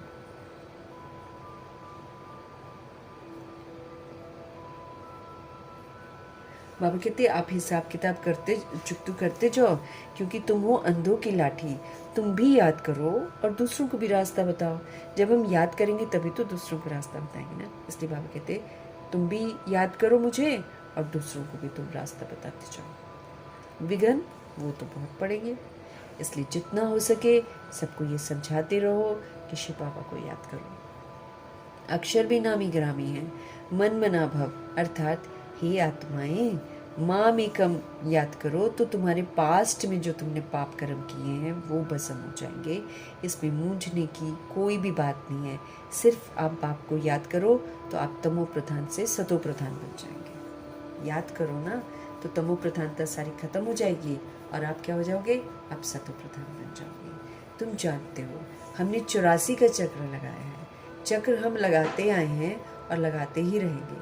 ये है पुरानी दुनिया, ये है मेरा पुराना शरीर। अब इसको भूल जाना है, क्योंकि इसको छोड़ना है। पुराने शरीर को भी छोड़ना है और पुरानी दुनिया को भी छोड़ना है। यहाँ पर कुछ मिलने वाला नहीं है सिवाय दुखों के, इनको भूल जाना है। ये है आत्माओं का बेहद का संन्यास। अब ये संन्यास करना, तब हमको लगेगा प्रभु के संग का रंग। जब हम पुरानी दुनिया को बुद्धि से भूलेंगे, जब हम पुराने शरीर को बुद्धि से भूलेंगे, अर्थात इससे ममत्व नहीं रखेंगे और उत्तम पाठ बजाएंगे, तब तो फिर बेहद का सन्यास कहलाएगा।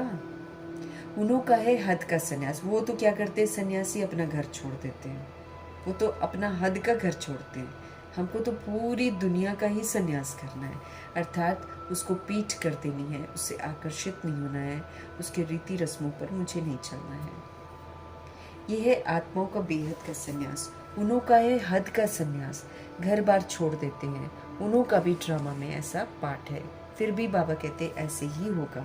सेकंड सेकंड जो पास हो रहा है सो ड्रामा, फिर वही ड्रामा रिपीट होगा। बाबा कहते जो सेकंड क्रॉस हुआ हो गया ड्रामा, उसका चिंतन करने से कोई फायदा नहीं।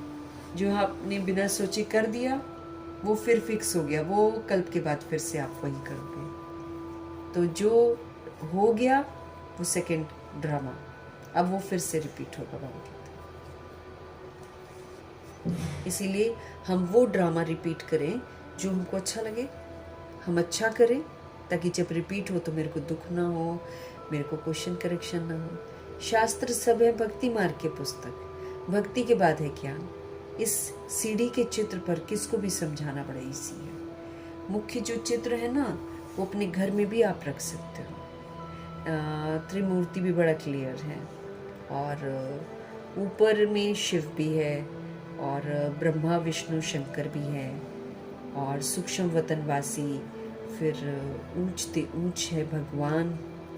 बच्चे भी समझते हैं जहाँ बाप रहते हैं वो है हम आत्माओं के रहने का स्थान, जिसको निर्वाण धाम कहो, शांति धाम कहो, बात एक ही है बाबा कहते हैं। तो ऊपर में शिव भी है, और ब्रह्मा विष्णु शंकर जी को दिखाते हैं त्रिमूर्ति में, और सूक्ष्म वतनवासी, फिर ऊंचते ऊंच है भगवान। बच्चे भी समझते हैं कि जहाँ बाप रहते हैं वो है हम आत्माओं के रहने का स्थान, उसको निर्वाण धाम कहते हैं। वाणी से परे का धाम है, उसको शांति धाम भी कहते हैं, उसको पवित्र धाम भी कहते हैं, उसको परम धाम भी कहते हैं, उसको शिवालय भी कहते हैं, उसको मूल वतन भी कहते हैं। बात एक ही है बाबा कहते हैं। शांति धाम नाम ठीक है, अथवा निर्वाण धाम अर्थात वाणी से परे धाम, वो शांति धाम ही तो हो गया ना। वो शांति धाम फिर है सुख और शांति संपत्ति धाम। ऊपर मेरा घर शांति धाम, और नीचे जो हेवन होगा वो मेरा सुख और शांति संपत्ति धाम। सुख भी है, शांति भी है, संपत्ति भी है। फिर होता है बाबा कहते दुख धाम, उसको बोलते हैं अशांति धाम। हम जैसे जैसे देह अभिमान में आते जाते हैं वैसे वैसे हम दुखी होते जाते हैं, वैसे वैसे हम अशांत होते जाते हैं। सुख धाम में तो कारून के खजाने होते हैं, अथाह, मतलब वहां ऐसी कोई चीज है ही नहीं कि जो ना हो। अथाह सुख है, अथाह वैभव है वहां पर। बाबा कहते सुख धाम में तो कारून के खजाने होते हैं, अथाह। आज क्या है और कल क्या होगा। आज कलयुग का अंत है, कल होगा सतयुग की शुरुआत। रात दिन का फर्क है ना। कहते भी हैं ब्रह्मा और ब्रह्मा मुख वंशावली ब्राह्मणों का दिन, और फिर होती है इनकी रात। दिन में होते हैं ये देवता और रात में हो जाते हैं शूद्र। द्वापर युग कलयुग में शूद्र हो जाते हैं, और सतयुग त्रेता युग में ये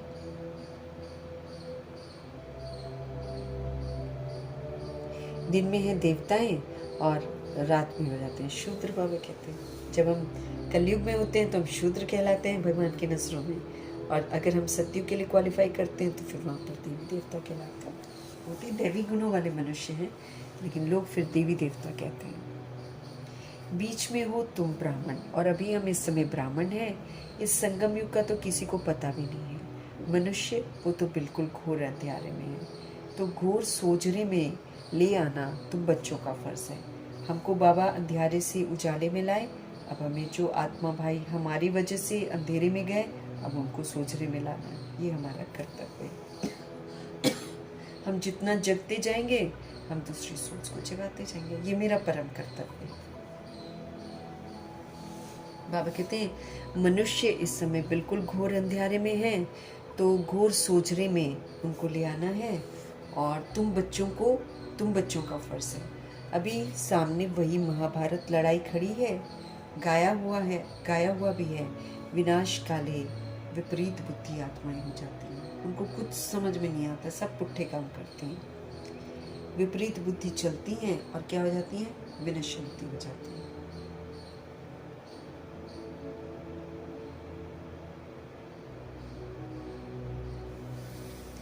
तो विनाश काले विपरीत बुद्धि विनश्यंती, और विनाश काले जिनकी प्रीत बुद्धि होगी शिव बाबा के साथ और जो उनका कहना मानेंगे उनके लिए हो जाएगा जयंती। जो प्रीत बुद्धि होंगे वो विजयंती हो जाएंगे, और जो विपरीत बुद्धि होंगे बाबा की श्रीमत के खिलाफ चलेंगे उनका हो जाएगा विनाश। मतलब वो फिर सत्युग त्रेता युग में नहीं आएंगे। और जो बाबा के बच्चे हैं इनमें भी प्रीत बुद्धि, क्योंकि यहीं पर विपरीत बुद्धि होते हैं इसलिए वहाँ विपरीत बुद्धि। तो यहाँ भी कुछ आत्माएं अगर श्रीमत पर नहीं चलती हैं तो वो फिर कपूत कहलाती हैं, लेफ्ट हैंड कहलाती हैं, सौतेले कहलाती हैं, लगी कहलाती हैं, विपरीत बुद्धि कहलाती हैं। वो फिर विनशंती होती हैं तो फिर उनको सत्युग का हक नहीं मिलता है। तो मुझे जानते हो बाबा हमको फिर से वही राजाई दे रहे हैं जो हमने खो दी। वो हमारी राजाई कोई छीन नहीं सकता। अब जो बाबा हमको देंगे उसको कोई छीन नहीं सकता। 2500 ईयर्स रावण प्रवेश नहीं कर सकता है। रावण ने कब पकड़ा है आत्मा को? जब सूर्यवंशी आत्मा मर्यादाओं की लकीर को क्रॉस करती है तब पकड़ता है रावण, वरना जब तक वो सुरक्षा कवच में रहती है, अर्थात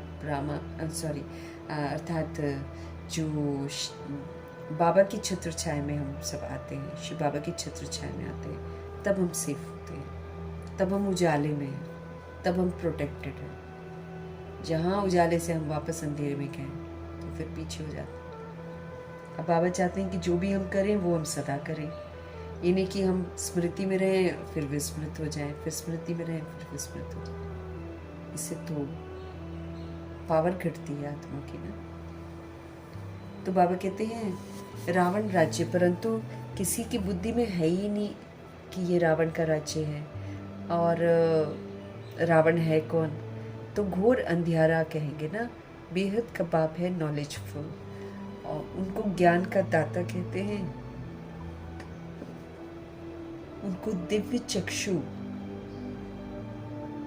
विधाता भी कहते हैं। वो हमको डिवाइन नेत्र देते हैं, वो हमको तीसरा नेत्र देते हैं। तो वो ज्ञान भी देते हैं और हमको तीसरा नेत्र भी देते हैं। तो वो ज्ञान के दाता और दिव्य चक्षु विधाता हैं, तीसरा नेत्र देते हैं जिससे फिर हम अपना भाग्य बनाते हैं। तो विधाता हो गया ना। विधाता वही होता है जो भाग्य विधाता होता है, जो भाग्य बनाने की विधि बताते हैं। तो जब मेरा तीसरा नेत्र खुलता है और जब तीसरे नेत्र की समझ से चलते हैं तो फिर हमारा भाग्य बनता है। तो हमारे बाबा ज्ञान के दाता हैं और दिव्य चक्षु विधाता है। कहते हैं ना, अभी तुम आत्माओं को ज्ञान का तीसरा नेत्र मिला है। आगे तो हम भी कुछ नहीं जानते थे, अब हम सब कुछ बाबा से जान गए हैं। बाप ज्ञान के सागर हैं, तो जरूर ज्ञान सुनाएंगे ना। ज्ञान सुनाने बगैर सिद्ध कैसे हो? तुम देखते हो बाप ज्ञान सुनाते हैं, जिस ज्ञान से फिर आधा कल्प के लिए हमारी सदगति हो जाती है। भक्ति को ही आधा कल्प चलना है। ज्ञान से सदगति संगम पर हो जाती है।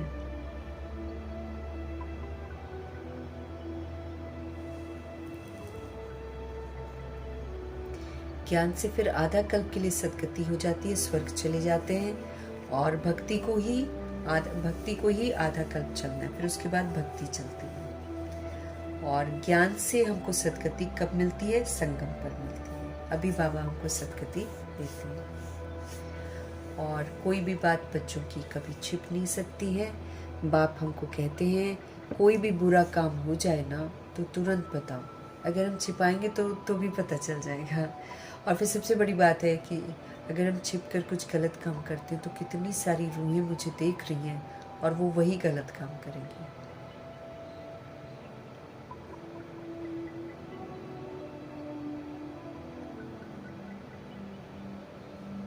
कोई भी बुरा काम यूं तो करना नहीं है, लेकिन अगर हमसे हो जाता है तो बाबा को तुरंत बताना है। बाबा जानते हैं कईयों से बुरे कर्म होते रहते हैं। रावण का राज्य है ना, माया थप्पड़ तो लगाती रहती है, चमाट मारती है, परंतु छिपाते बहुत हैं। भगवान से क्या छिपाना है ना, भगवान जी को तो हर बात बतानी है।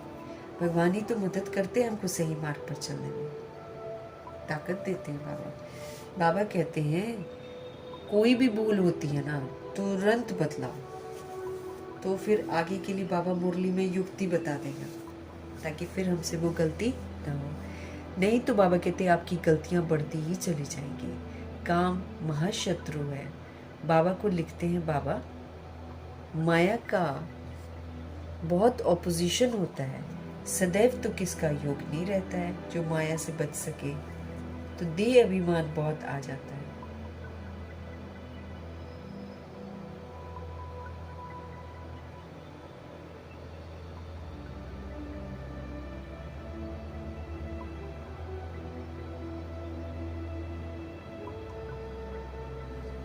तो बाबा कह रहे हैं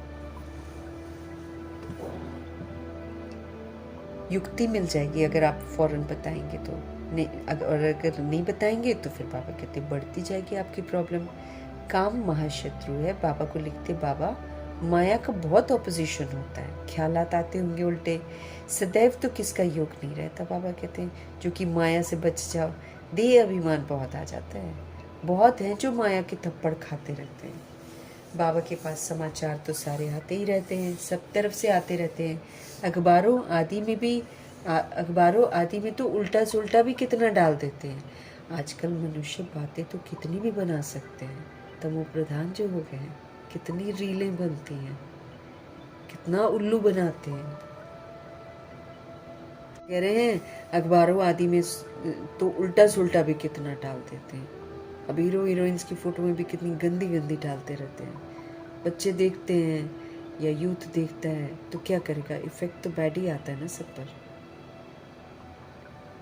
आजकल मनुष्य बातें तो कितनी भी बना सकते हैं, तमो प्रधान है ना। व्यास की जब रजो बुद्धि थी तो क्या क्या बातें बैठ लिखी है उसने। बाप बच्चों को समझाते हैं, सुनी सुनाई बातों पर कभी भी विश्वास कर, बिगड़ो मत, बाबा से मत बिगड़ो। इधर उधर सुनाने वाले बहुत हैं। अभी जैसे कोई ग्रुप आता है ना, ब्रह्मा कुमारी इसके बारे में बहुत उल्टा सीधा बोलते हैं, हमने क्यों छोड़ा, आइए हम आपको बताएं, ब्रह्मा कुमारी इसकी असलियत बताएं। उसमें फिर दिखाएंगे ब्रह्मा जी के आँख लाल लाल दिखाएंगे, दादियों की आँख लाल लाल दिखाएंगे, कुछ भी कर रही हैं आत्माएं। अब ऐसी बातें जब सुन लेते हैं ना, ऐसे एक बार एक आत्मा ने सुना था तो बोलो कि मेरे तो सिर दर्द ही हो गया, कंफ्यूजन ही हो गया कि ये क्या बोल रहे हैं। तो सुनना ही नहीं है, बाबा कहते हैं ऐसी बातें सुन के दिमाग खराब हो जाएगा, इतनी उल्टी सुल्टी बातें सुना देती हैं आत्माएं। तो इसीलिए बाबा बोलते हैं मत, और अभी ज्यादा होएगा। अब देखो बाबा के विपरीत जाकर जो रूहें बोल रही हैं कि हम में बाबा आते हैं, अव्यक्त बाप दादा आते हैं और अव्यक्त मिलन वो लोग कराते रहते हैं सीजन में, और वो बैठी रहती है और बोलती है कि मेरे में बाबा आते हैं। तो कितनी सारी बीकेस वहाँ चले गए हैं। क्यों गए हैं? क्योंकि उल्टी सुल्टी बातें सुनकर उस पर यकीन किया है। भगवान जी तो सिर्फ ब्रह्मा जी में आते हैं, और ब्रह्मा जी, और जब ब्रह्मा जी अव्यक्त हो जाते हैं तो फिर वो लोग गुलसात आदि को यूज़ करते हैं, और हम मुरलियों में पढ़ सकते हैं। बाबा ने उनको वरदान दे रखा है, इसलिए बाबा उनको यूज़ करते हैं। अब उनकी तपस्या, उनकी फुल स्टॉप लगाने की कला, उनका प्योर दिमाग, बहुत सारी बातों में गुलजार दादी ने क्वालिफाई किया हुआ है। तप करने में सबसे अव्वल नंबर में वो आगे थी कराची में, इसलिए बाबा ने उनको वरदान दिया। अब थोड़ी बाबा किसी और में आते हैं, खत्म। बाबा ने देखो मुरली में बोला, 2017 में बोला 2018 समाप्ति करो, बाबा ने समाप्ति करी है उसमें।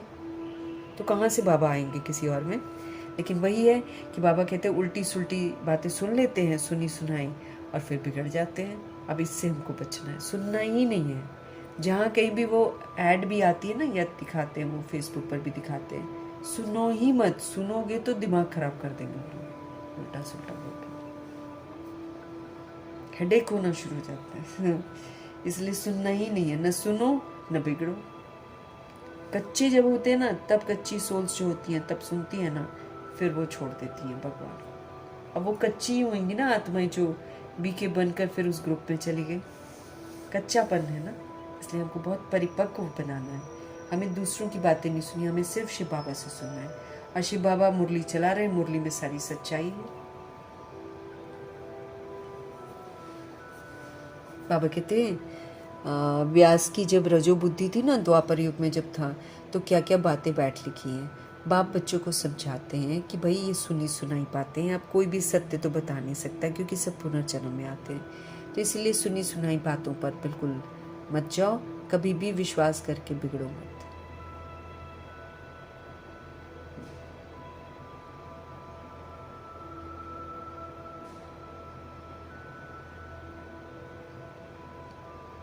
तो बच्चों को समझाते हैं सुनी सुनाई बातों पर कभी भी विश्वास करके बिगड़ो मत। फलाने ने ऐसा कहा, फलाने ने ये किया, माथा ही फिर जाता है।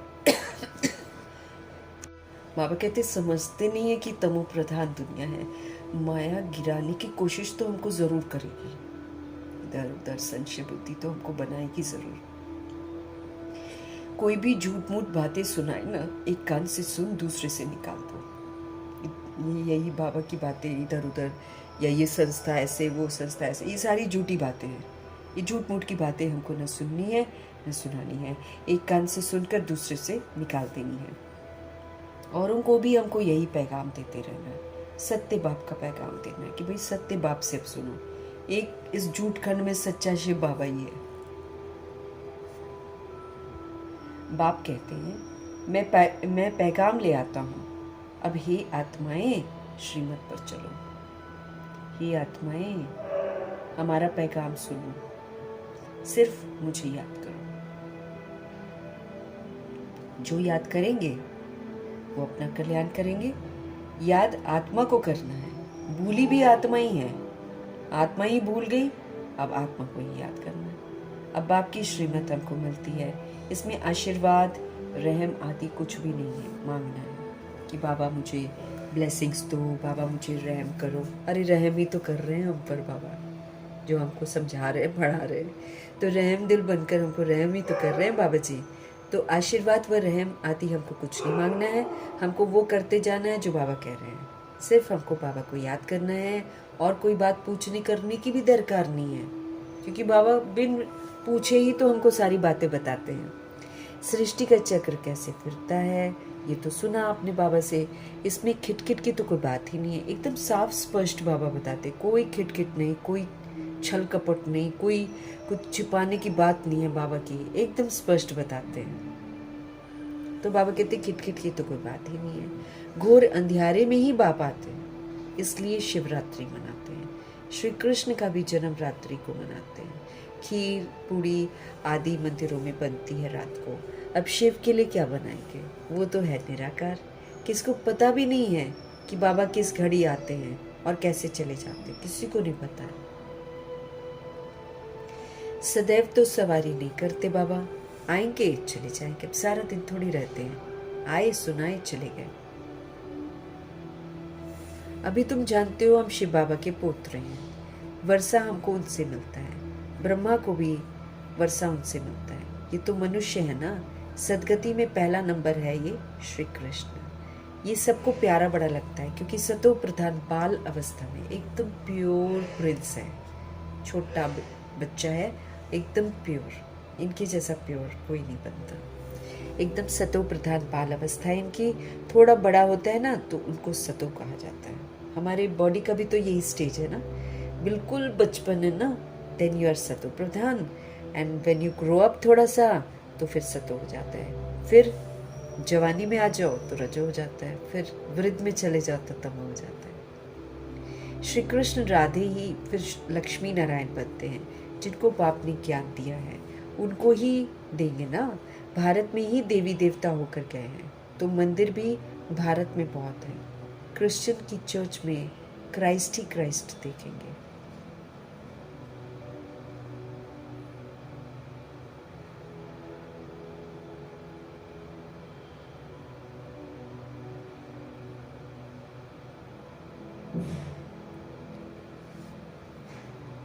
तो बाबा कहते हैं श्री कृष्ण राधे ही फिर लक्ष्मी नारायण बनते हैं।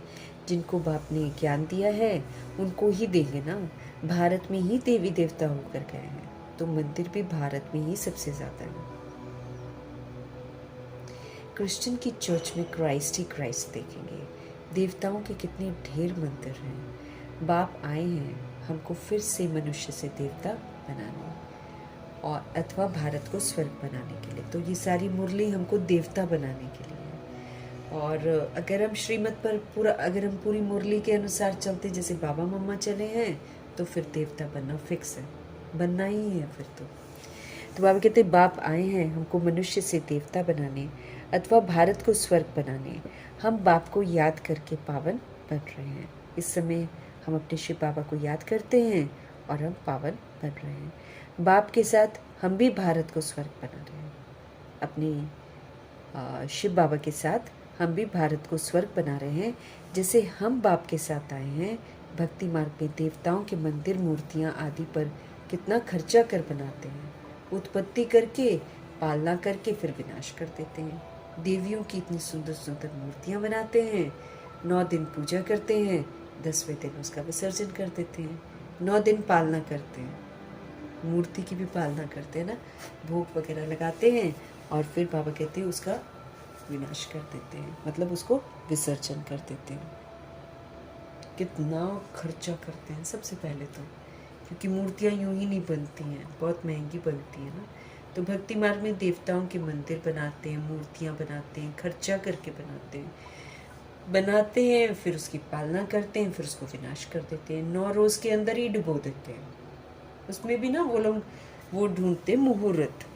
मैंने एक बार सुना था नहीं 11वें दिन विसर्जन नहीं करेंगे, अपशगुन हो जाएगा, 10वें दिन ही करना, चाहे कुछ भी हो जाए, आज ही है मुहूर्त। मतलब एक्चुअली लोग क्या करते हैं ना, 9 दिन 10 दिन, हाँ 10वें वाले दिन हमने देखा है बिहार में, 10वें वाले दिन बंगालीज एंड बिहार के लोग जो नॉनवेज खाते, सब तो नहीं खाते लेकिन बिहार के लोग जो नॉनवेज खाते और बंगालीज, ओहो जैसे पूरा 8-9 दिन तो सब ओके नहीं खाएंगे लहसुन प्याज। 10वें दिन मीट बनता है, 10वें दिन चिकन बनता है, मछलियाँ बनती हैं। जो पंडाल लगाते हैं ना वो लोग भी मछलियाँ खाते हैं 10वें दिन, विजयदशमी। अब बोलो क्या उन्होंने विजयदशमी मनाई, बस 9 दिन करा और फिर 10वें दिन फिर सारा तामसिक खान पान हो गया, ऐसे करते हैं। तो बाबा कहते कई लोग 9 रोज़ के अंदर ही डुबो देते हैं, बहुत उनमें प्रेम होता है। जितने दिन पूजा करते हैं उतना दिन तो बहुत प्रेम होता है। नवरात्रि कलकत्ते में बहुत मनाते हैं। इन सब बातों पर अभी वंडर लगता है वंडर। हम भी बहुत देखते थे, बहुत इन सब बातों पर अभी वंडर लगता है। आगे तो हम भी पाठधारी थे, हम भी वही काम करते थे, है ना। करोड़ों रुपया खर्च करते हैं, कितना हम लोग उसमें। नवरात्रि बाबा कहते कलकत्ते में बहुत, वहाँ तो ज़्यादा ही मनाते होंगे। दिल्ली में तो एक ही जगह है चित्तरंजन पार्क जहाँ पर नवरात्रि मनाते हैं, और तो दिल्ली में कहीं मैंने नहीं देखा है कि इस तरह मूर्तियाँ बड़ी बड़ी बनाते हों। वहाँ पर बंगालीज रहते हैं इसलिए वहाँ पर सेलिब्रेशन होता है। तो बाबा कहते पहले हम भी तो पाठधारी थे, हमें बताते कि तुम भी तो यही करते थे, करोड़ों रुपया खर्च करते हैं, कितनी अंधश्रद्धा है, रामायण से कितना प्यार होता है, बातें सुनकर आंखों से आंसू बहा देती हैं आत्माएं, बातें सुनकर आंखों से आंसू बहा देती हैं। इस सब है भक्ति मार्ग, फायदा कुछ भी नहीं है।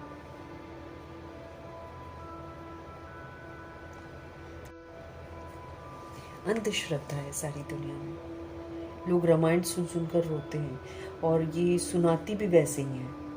आत्माएं जो है ना सुनाती भी वैसे ही कि लोग पैसा कमाते हैं। ये आत्माएं जो सुनाती हैं ये पैसे का धंधा, ये खुद बोलती हैं। इससे अच्छा, धर्म से अच्छा कोई धंधा ही नहीं है, वो बोलती हैं। इन लोग की पास्ट की हालत दिखाते हैं कितनी दयनीय है, और कहाँ इन्होंने ये वाला धंधा पकड़ा तो आज गाड़ियों में घूमते हैं। 100 तरह के गार्ड्स हैं साथ में, सब बना बनाया मिलता है। तो उसमें एक आत्मा ने बोला था सबसे अच्छा धंधा यही है। आत्माएं बुद्धू हैं, बुद्धू बना दो उनको, भावनाओं में बह जाती हैं कितना पैसा लुटाती हूँ। सब भक्ति मार्ग है। बाबा कहते फायदा कुछ भी नहीं है। बाबा अब हमको कितना समझदार बना रहे हैं। तो ये सब सुनकर यहाँ का यहाँ ही भूल न जाओ, सब बातें याद करो। अब बाबा की बात मुझे याद करनी है और जो दुनिया की बातें वो मुझे भूल जानी है। जब तक दुनिया की बातें मेरी बुद्धि में होंगी, सीजन मुरली में बाबा ने बताया है, संडे की मुरली में भी बाबा ने एक दिन बताया था कि ये मुरली तुम्हारी बुद्धि में ठहरेगी नहीं। जहाँ दुनिया की बात होगी वहाँ पर बाबा की मुरली नहीं ठहरेगी। न स्लोगन याद आएगा, न वरदान याद आएगा। बस ये दिमाग में होगा कि मुरली बहुत अच्छी थी, वरदान बहुत अच्छा था, पर क्या था ये याद ही नहीं आएगा। क्यों? चेक करो। बाबा कहते दुनिया की बातें हैं तुम्हारी बुद्धि में। तो जहाँ बात है वहाँ पाप है, वहाँ फिर बाबा भी नहीं है, बाबा की मुरली भी नहीं है। इसलिए बाबा हमको बोल रहे हैं सब भूल जाओ, सारी दुनियावी बातें तुम भूल जाओ। जो कुछ बाबा कहते हैं, बाबा हमको कितना समझदार बनाते हैं। तो समझदार बनने के बाद हमको बेसमझी नहीं करनी है। तो ये सब सुनकर यहाँ का यहाँ ही भूल ना जाओ, सब बातें याद करो, पूरा रिफ्रेश होकर जाना यहाँ से।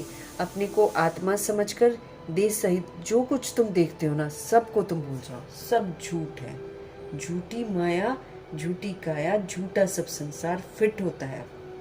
पहले तो हम सुनते थे और खाली बोलते थे। आज दुनिया भी सुनती है, बोलती है, समझती कुछ भी नहीं है कि ये मेरा बॉडी, दूसरों की बॉडी का विस्तार, एवरीथिंग इज झूठ है ना। झूठ सब खत्म हो जाता है तो झूठ ही तो है। तो और ये जो माया का भभका, ये जो माया का दबदबा, सारा झूठ। तो ये माया भी झूठ, माया का दबदबा झूठ, माया का झूठा आकर्षण, और हमारी काया भी झूठ। झूठी माया, झूठी काया, झूठा सारा संसार, सब खत्म होने वाला है ना झूठ। फिर ये है ही झूठ का। तो अभी बाबा हमको समझदार बना रहे हैं, समझ दे रहे हैं कि मुझे क्या याद रखना चाहिए और क्या मुझे भूल जाना चाहिए। तो ये सब सुनकर यहाँ का यहाँ भूल ना जाओ, सब बातें याद करो। जो मैं तुम्हें सुनाता हूँ ना वो तुम याद करो, फिर रिफ्रेश होकर जाओ। अपने को आत्मा समझो और देह सहित जो कुछ देखते हो सारा का सारा भूल जाओ। अगर हम बॉडी कॉन्शियस होंगे, बॉडी में परिवर्तन आएगा, तो हम तो बॉडी को देखकर ही सोचते रहेंगे, भगवान जी की तरफ बुद्धि ही नहीं जाएगी। इससे बिल्कुल डिटैच हो जाना है हमको। तो बाबा कहते हैं अपने को तुम आत्मा समझो, और ये जो देह है विनाशी देह है, और देह सहित जो कुछ भी तुम देख रहे हो सब भूल जाओ।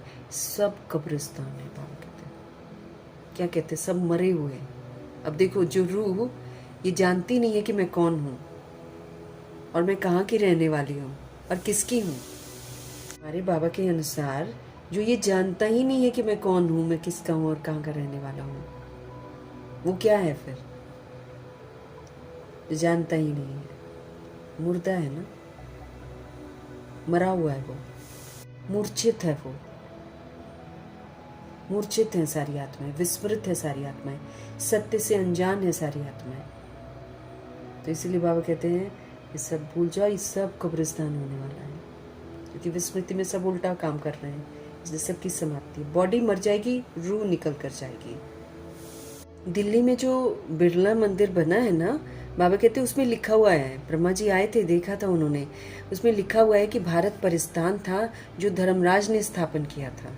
अभी तुम बच्चे जानते हो ये दुनिया कब्रिस्तान बनी है। भगवान भारत को परिस्तान बनाते हैं और हम रावण की मत पर चलकर फिर इसको कब्रिस्तान बना देते हैं। तो फिर इसका कब्रिस्तान होना ही है, इसका विनाश होता ही होता है। बाप कहते हैं सब के सब कामचिता पर बैठ एकदम जल मरे हैं। आजकल देखो कामचिता के लिए क्या करते हैं, बॉडी के पीछे ये भी नहीं दिखता, अरे 18 महीने की बच्ची है या 6 महीने का बच्चा है, 18 साल के बच्चे, 15 साल के बच्चे विकारों में जा रहे हैं।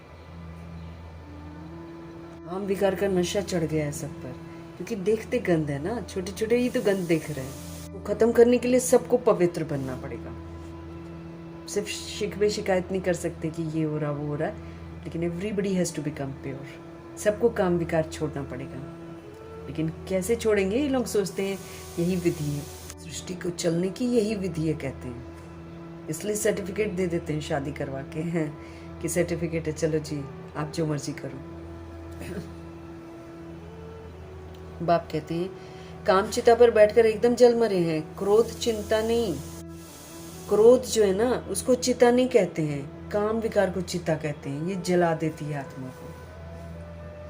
काम चिता कहा जाता है, क्रोध चिता नहीं कहा जाता है। हालांकि क्रोध में भी हम जलते हैं, लेकिन जो जलना काम चिता पर है वो जलने के बराबर तो मतलब उसके साथ कंपैरिजन नहीं है क्रोध का। काम चिता कहा जाता है, उसमें भी हल्का नशा, सेमी नशा भी होता है। बच्चों को ही बाप बैठकर समझाते हैं। घर में अगर कोई कपूत बच्चा होगा तो कहेंगे ना ये क्या बाप की आबरू गवाते हैं, बाप की इज्जत जाती है ना। तो बेहद का बाप भी कहते तुम काला मुंह करते हो, तो उसके बाद काला मुंह करते हो तो ब्राह्मण कुलभूषण जो देवता बनते हैं उनका नाम तुम बदनाम कर देते हो। फिर लोग सोचते हैं ना कि अरे क्या ये लोग सीखते थे, क्योंकि सीखते हैं बाबा से, पवित्रता की प्रतिज्ञा अपनाते हैं, फिर सबको बताते भी तो हैं, और फिर बताकर एक दिन आप खुद ही विकारी हथियाला बांध लो तो हो गया ना बदनाम। तो बाबा कहते हैं आप ब्राह्मण कुलभूषण जो देवता बनते हैं उनका नाम बदनाम करते हो। तुम बच्चे जानते हो हम पवित्रता की ताकत, तुम बच्चे जानते हो हम पवित्रता की ताकत से ही भारत को फिर से श्रेष्ठाचारी बनाते हैं। प्योरिटी की पावर से हम इसको श्रेष्ठ बना सकते हैं। तुम्हारे लिए तो जैसे कॉमन बात है, तुम्हारे लिए तो जैसे कॉमन बात है। देखते हो कि महाभारत लड़ाई भी खड़ी है, तो आप देखते हो कि महाभारत लड़ाई भी खड़ी है, इनसे ही स्वर्ग के गेट खुलते हैं। शास्त्रों में महाभारत लड़ाई तो दिखाई है ना, उसके बाद क्या हुआ ये दिखाया नहीं है, कह देते हैं फिर प्रलय हो गई।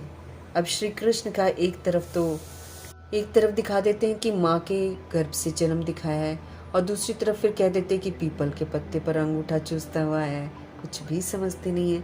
गर्भ से इसलिए क्योंकि वहाँ तो पवित्रता से पैदा, योग बल से पैदा हुए कृष्ण जी, तो उसके लिए थोड़ी कोई गलत काम करेगा।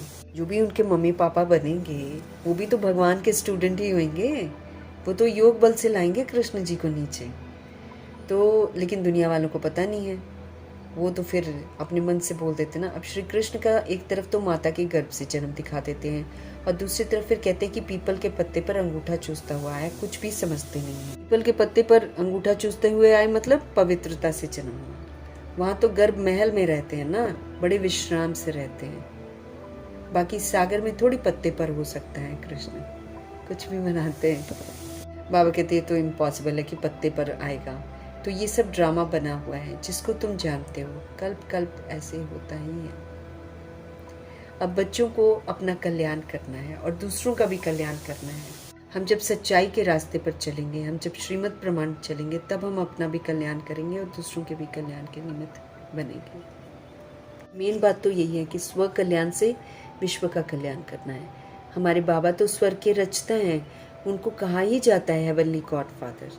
तो फिर हम बच्चे स्वर्ग के मालिक होने चाहिए ना, जब वो हेवनली गॉड फादर है। तो शिव जयंती वो भी बाबा कहते हैं भारत में ही मनाते हैं, और तो ज़रूर भारत को कुछ दिया होगा ना। अभी तुमको स्वर्ग की बादशाही दे रहे हैं बाबा, अभी तुमको स्वर्ग की बादशाही दे रहे हैं ना। बाप है ही सदगति दाता, ज्ञान का सागर, नॉलेज बाप ही आकर देते हैं। अभी बाप तुमको नॉलेज दे रहे हैं। 5000 वर्ष बाद फिर यहाँ ही आएंगे बाबा, फिर से हमको नॉलेज मिलेगी। 5000 वर्ष के बाद फिर यहाँ ही आएंगे। बच्चों को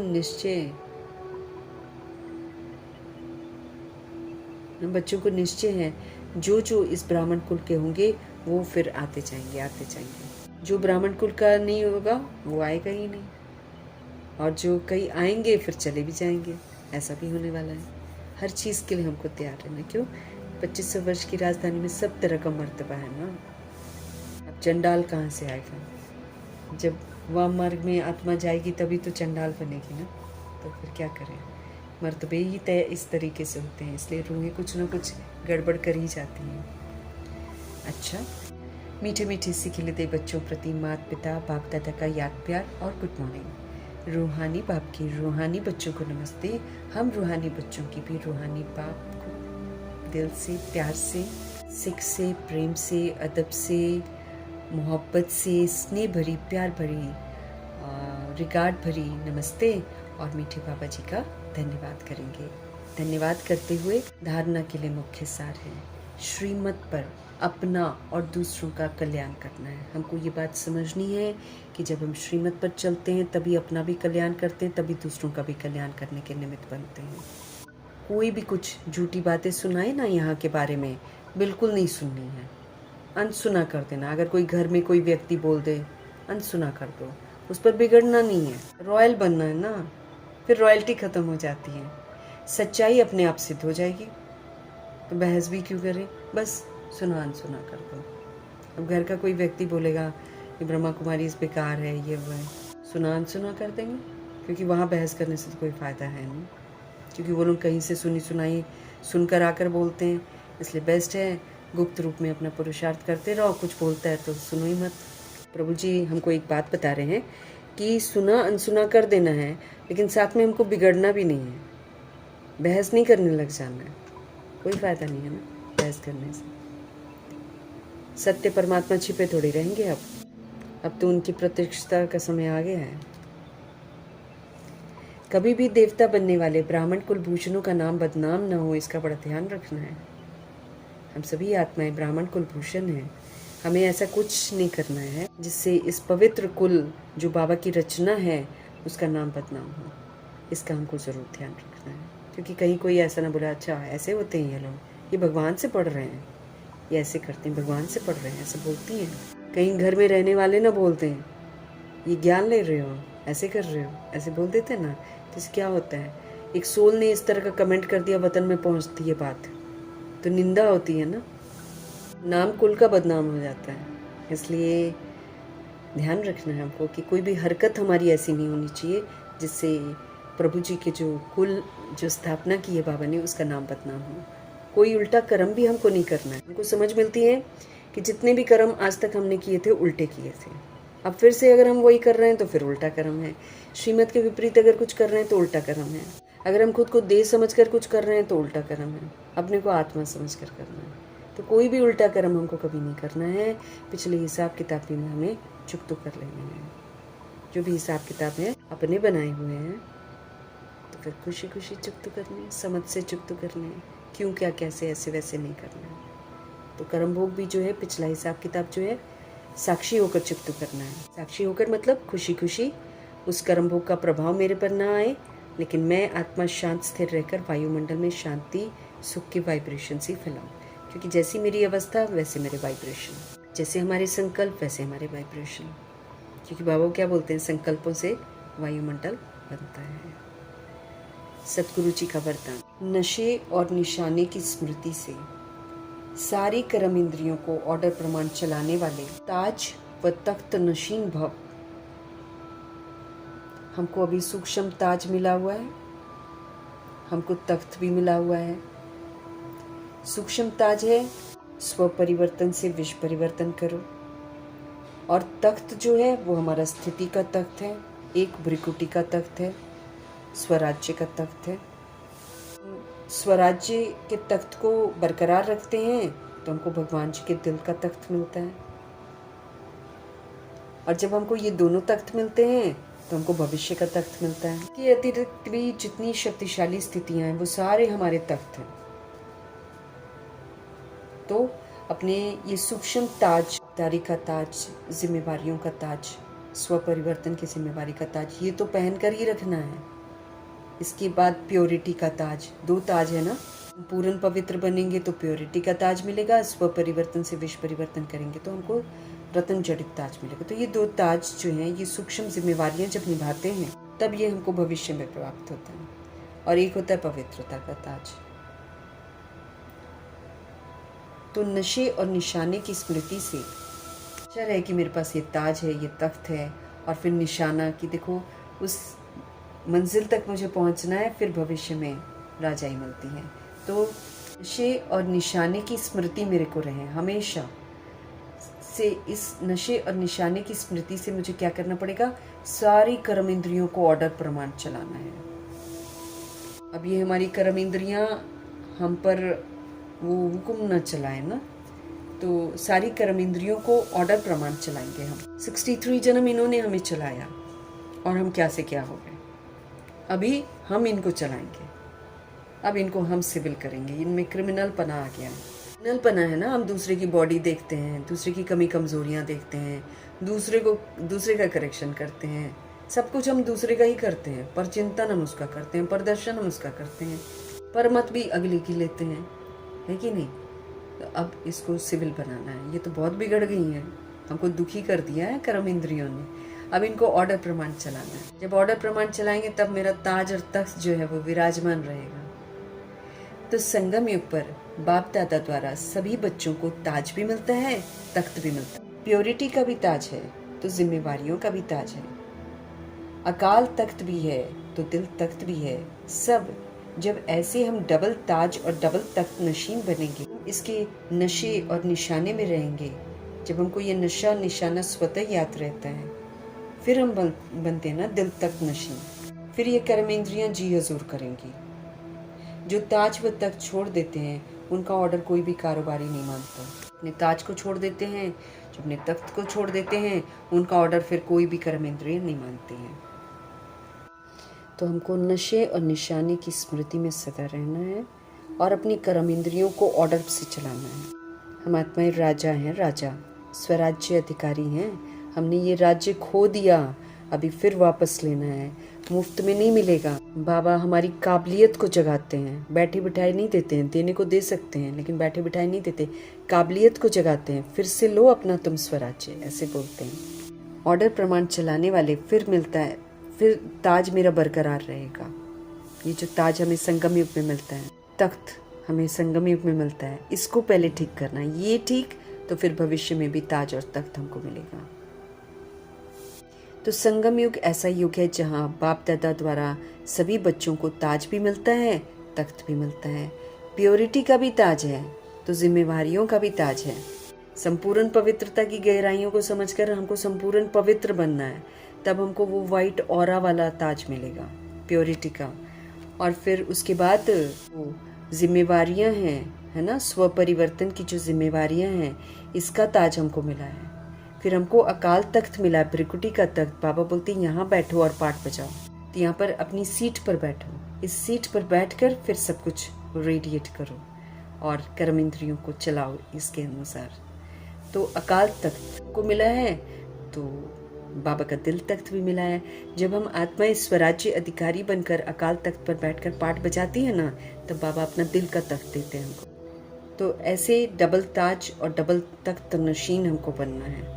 तख्त भी दो हैं, ताज भी दो हैं। तो डबल ताज और डबल तख्त नशीन जो हैं, बाबा कहते बनते जाओ तो निशाना और नशा और निशाना स्वतः रहता है। चाहिए कि मेरे पास ताज और तख्त है और मैं भविष्य का भी ताज और तख्त कमा सकती हूँ, है ना। निशाना नशा रहता है कि मेरे को बाबा ने डबल ताज दिया है, मेरे को बाबा ने डबल तख्त दिया है। ये निशाना कि मुझे ये करके ये तख्त और ताज मुझे प्राप्त करना है। तो नशा और निशाना स्वतः याद रहता है। फिर ये कर्म इंद्रियां जो है ना हमारी, ये फिर करती हैं जी हजूर। जब हम कमज़ोर बनते हैं तो फिर ये नहीं सुनती, लेकिन जब हम अपनी सीट पर बैठकर इनको कंट्रोल करते हैं और श्रीमत पर चलाते हैं तो ये फिर इशारों पर चलती हैं, फिर ये नहीं करती मनमानी। तो फिर ये कर्म इंद्रियां जी हजूर करती हैं, तो ताज व तख्त छोड़ देते हैं। उनका ऑर्डर कोई भी कारोबारी नहीं मानते। बाबा कहते जो ताज छोड़ देता है अपनी जवाबदारी कि हाँ मुझे स्व परिवर्तन करना है, फिर विश्व परिवर्तन होता है। ये जो ताज छोड़ देता है और संपूर्ण पवित्र नहीं बनता है, ये वाला भी ताज छोड़ देता है और तख्त भी छोड़ देता है, भ्रिकुटी के तख्त पर विराजमान होकर पाठ नहीं बजाता है, और फिर तो उसको बाबा का दिल तख्त भी नहीं मिलता है। तो जो ताज भगवान से मिला हुआ ताज और तख्त छोड़ देते हैं अभी संगम युग में, उनका ऑर्डर तो कोई भी कारोबारी नहीं मानेगा। न मन सुनेगा, न बुद्धि सुनेगी, और न संस्कार हमारे चेंज होंगे, और न आँख सुनेगी, न हमारे कान सुनेंगे, सब मनमानियाँ करेंगे। तो जो सोल नहीं बाबा का बात सुनती है, ताज और तख्त नहीं बरकरार रखती है, तो फिर बाबा कहते हैं उसके तो कर्म इंद्रियां कुछ भी उसका ऑर्डर नहीं मानेंगी, सब उससे उल्टे काम ही कराएंगी।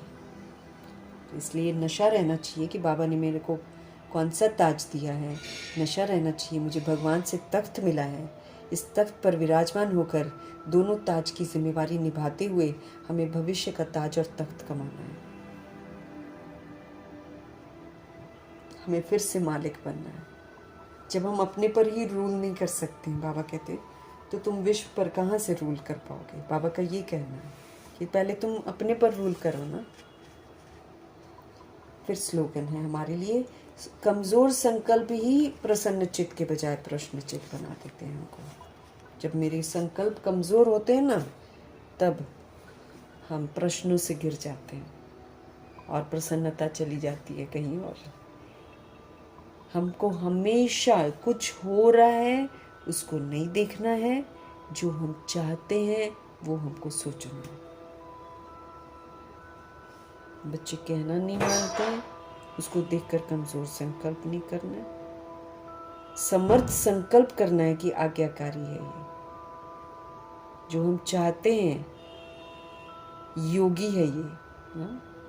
योगी है ये, योगी आत्मा है ये, स्वराज्य अधिकारी आत्मा है ये, महान आत्मा है ये बोलेंगे तो ऐसा होगा। लेकिन कमज़ोरी जब हम देखते हैं या कमज़ोर संकल्प क्रिएट करते हैं, पता नहीं इसको क्या हो गया है, पहले तो ऐसा नहीं था, अब ऐसा हो गया है। कमज़ोर संकल्प, तो ढेर सारे प्रश्नों की लाइन शुरू। तो कमज़ोर संकल्प ही हमको प्रसन्न चित्त के बजाय प्रश्न चित्त बना देते हैं। फिर हम प्रश्नों से घिर जाते हैं। हम आत्मा को अव्यक्त इशारे मिल रहे हैं ताकि हम अपवित्रता के बीज को समाप्त कर सकें और हम फिर से संपूर्ण पवित्र स्वच्छ बन जाएं। ईश्वरीय सेवा का बड़े से बड़ा पुण्य है क्या? पवित्रता का दान देना, पवित्र रहकर दूसरी सोल को पवित्र बनाना। पवित्र बनना और फिर बनाना, ये पुण्य आत्मा बनना। जब हम प्योर बनते हैं तभी हम दूसरी सोल्स को प्योर बना सकते हैं। क्योंकि किसी आत्मा को आत्मघात और महापाप से छुड़ाते हो तो कितना नेक कर्म है।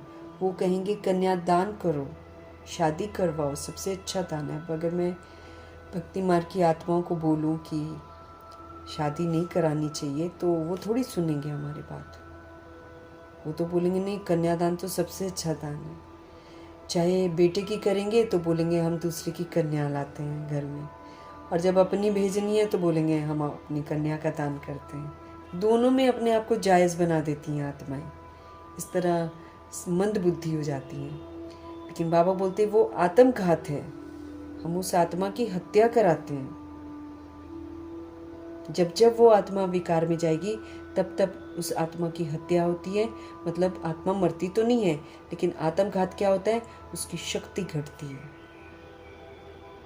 वो कमज़ोर बनती है, उसको रोग लगते हैं, बीमारियां लगती हैं सबको विकारी हत्याला बांधने के बाद।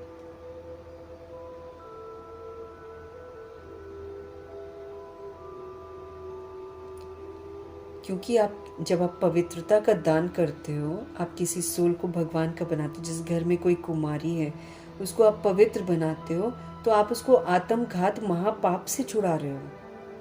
तो कितना बड़ा ये दान है। अपवित्रता आत्मघात है, पवित्रता जीव दान है। जब हम पवित्रता का दान करते हैं तो मतलब हम किसी को जीवन दान कर रहे हैं, और जब हम अपवित्र बनाते हैं तो हम उसकी हत्या कर रहे हैं। इस बात को समझते हुए हमको किसी भी तरह का कन्यादान नहीं करना, और जो कर रखा है उसके लिए क्षमा मांगनी है। उन रूहों से सुबह उठते हैं ना, उन रूहों से क्षमा मांगनी है। जहाँ जहाँ हमने कंट्रीब्यूट किया होगा ना कन्यादान के लिए, वहाँ वहाँ हमको माफ़ी मांग लेनी है और यूं अपने आप को बचाना है। जैसे ब्रह्मा जी पवित्रता के लिए खड़े हुए ना, दुश्मन बन गई दुनिया तो क्या हुआ, रिश्ते दुश्मन बन गए तो क्या हुआ, लेकिन पवित्रता के लिए खड़े रहे ना। तो this is what I have to do. अगर मैं भगवान का बच्चा बनकर भी रिश्तों के लिए जी रही हूँ तो रिश्ते तो भाई जिस दिन हम शरीर छोड़ेंगे जला जलू देंगे, कुछ ना याद करेंगे आपकी कुर्बानियाँ। मतलब के साथ ही हैं सब, कुर्बानियाँ याद करेंगे क्या आपकी कि इन्होंने हमें सहयोग दिया था, हमारी बेटी की शादी करवा दी थी। कुछ आपको गिफ्ट देंगे क्या? कोई नहीं देगा गिफ्ट। इसलिए और हम कितने मतलब भगवान की नज़रों में हम दूर हो जाएंगे। भगवान साथी बनता है ना उसके बाद। तो हमें पवित्रता के लिए खड़े होना है। जहाँ किसी का घात हो रहा है वहाँ मुझे सहयोग नहीं देना है, साफ बात है। कोई बुरा माने कोई अच्छा माने, ये विधि भी है किसी को सत्य का संदेश देने की। बहुत विधि सुंदर है ये। रिश्ते ना आए तो ना आए ना, हमने गलत तो नहीं किया।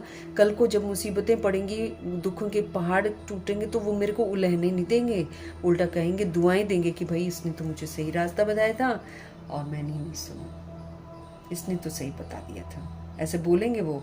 और नहीं बताया होगा तो यही रिश्ते जिसके वो हमने मदद करी होगी यही उलहने देंगे, भाई तुझे तो पता था, तू हमको बचा लेता, तूने नहीं बचाया हमें, उल्टा और वो जो ना सर्टिफिकेट असंतुष्टता का दे देंगे।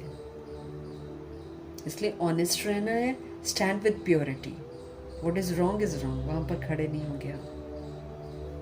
वो आत्मघात होता है, ये बहुत बड़ा पाप है जो हम अनजाने में करते आए हैं, अपने लिए भी और दूसरी सोल्स के लिए भी। अब हमको इस आत्मघात में सहयोग नहीं करना है किसी का भी, क्योंकि सहयोग देंगे इसका भुगतान हम जरूर करेंगे। एक वो लड़की जिसका करवाया होगा वो दुखी होगी, जब जब वो दुखी होगी, जब जब वो परेशान होगी, तब तब वो जो फीलिंग होगा ना उसके अंदर रोने धोने का, वो सारा मेरे ऊपर भी गिरेगा। मेरा हिसाब किताब है। स्पेशली देखो अनजाने में जब हम करते हैं वो तो अनजानी वाली सजा है ना, ये तो जानबूझकर हो जाएगा ना समझ में आने के बाद। इसका बहुत घना हमारा हिसाब किताब बनता है। इसलिए जब जब वो आत्मघात में जाएगी तब तब उसकी शक्ति तो घटेगी, मेरी भी घटेगी, और उसकी जो दुख की फीलिंग्स और वो सब होएगा ना वो सारा मेरे को अनुभव होएगा। इसीलिए प्योरिटी के साथ आपको कर्मा बहुत मायने रखता है, बहुत मायने रखता है।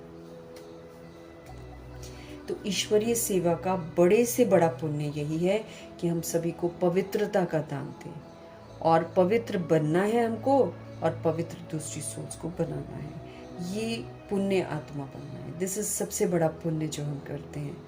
और क्योंकि किसी सोल को अगर हम भगवान का बना देते हैं ना, वो है प्योरिटी। किसी कन्या को भगवान के साथ जोड़ दिया तो समझो कि आपने बहुत बड़ा दान दिया। क्योंकि किसी आत्मा को जब हम आत्मघात महापाप से छुड़ाते हैं, है ना, तो कितना बड़ा ये पुण्य समझा जाएगा। अपवित्रता, इम्प्योरिटी, शादी करवाना, विकारी हत्याला बंधवाना, ये सारा आत्मघात है। इसमें आत्मा की हत्या होती है। पवित्रता जीवदान है, प्योरिटी जो है ना, इससे जीवन दान हम किसी को देते हैं। मतलब कोई जो, वैसे तो हम लोग सारे अनजाने में मरे हुए होते हैं ना, मूर्छित होते हैं, तो किसी को सुरजीत कर दिया, किसी को जीवन दे दिया, किसी को होश में ले आए, किसी को भगवान का बना दिया, तो ये जीवदान हो जाता है प्योरिटी। और इम्प्योरिटी जो है वो आत्मघात हो जाता है। तो इसको बुद्धि में रखते हुए जितना हो सके बचते जाना है, जितना हो सकते सबको बचाते जाना है। गृहस्थ में है तो युक्तियों से चलना है, साफ बोलना नहीं है कभी किसी को भी, लेकिन बड़ी युक्ति से चलना है, किसी को पता नहीं चलने देना है। अगर जा रहे हैं, फिर अगर नहीं किसी को बता सकते तो हम वहाँ पर उन आत्माओं को पवित्रता का सहयोग दें, अर्थात संकल्पों का सहयोग दें ना। आत्माएं पुनः अपने स्वधर्म में लौटें। अब जब भी लौटेंगी वो लौटेंगी ज़रूर। हमारा काम है अच्छा अच्छा संकल्प दे देना, साक्षी होकर देखना, ऐसा शादियों का खाना नहीं खाना, अवॉइड कर देना, युक्ति से चलना। लेकिन वही है कि पहले खोल मत दो बातें सबके सामने कि हम तो नहीं खाते हैं। ये बोलने से फिर आत्माओं की नज़रें हम पर पड़ जाती हैं।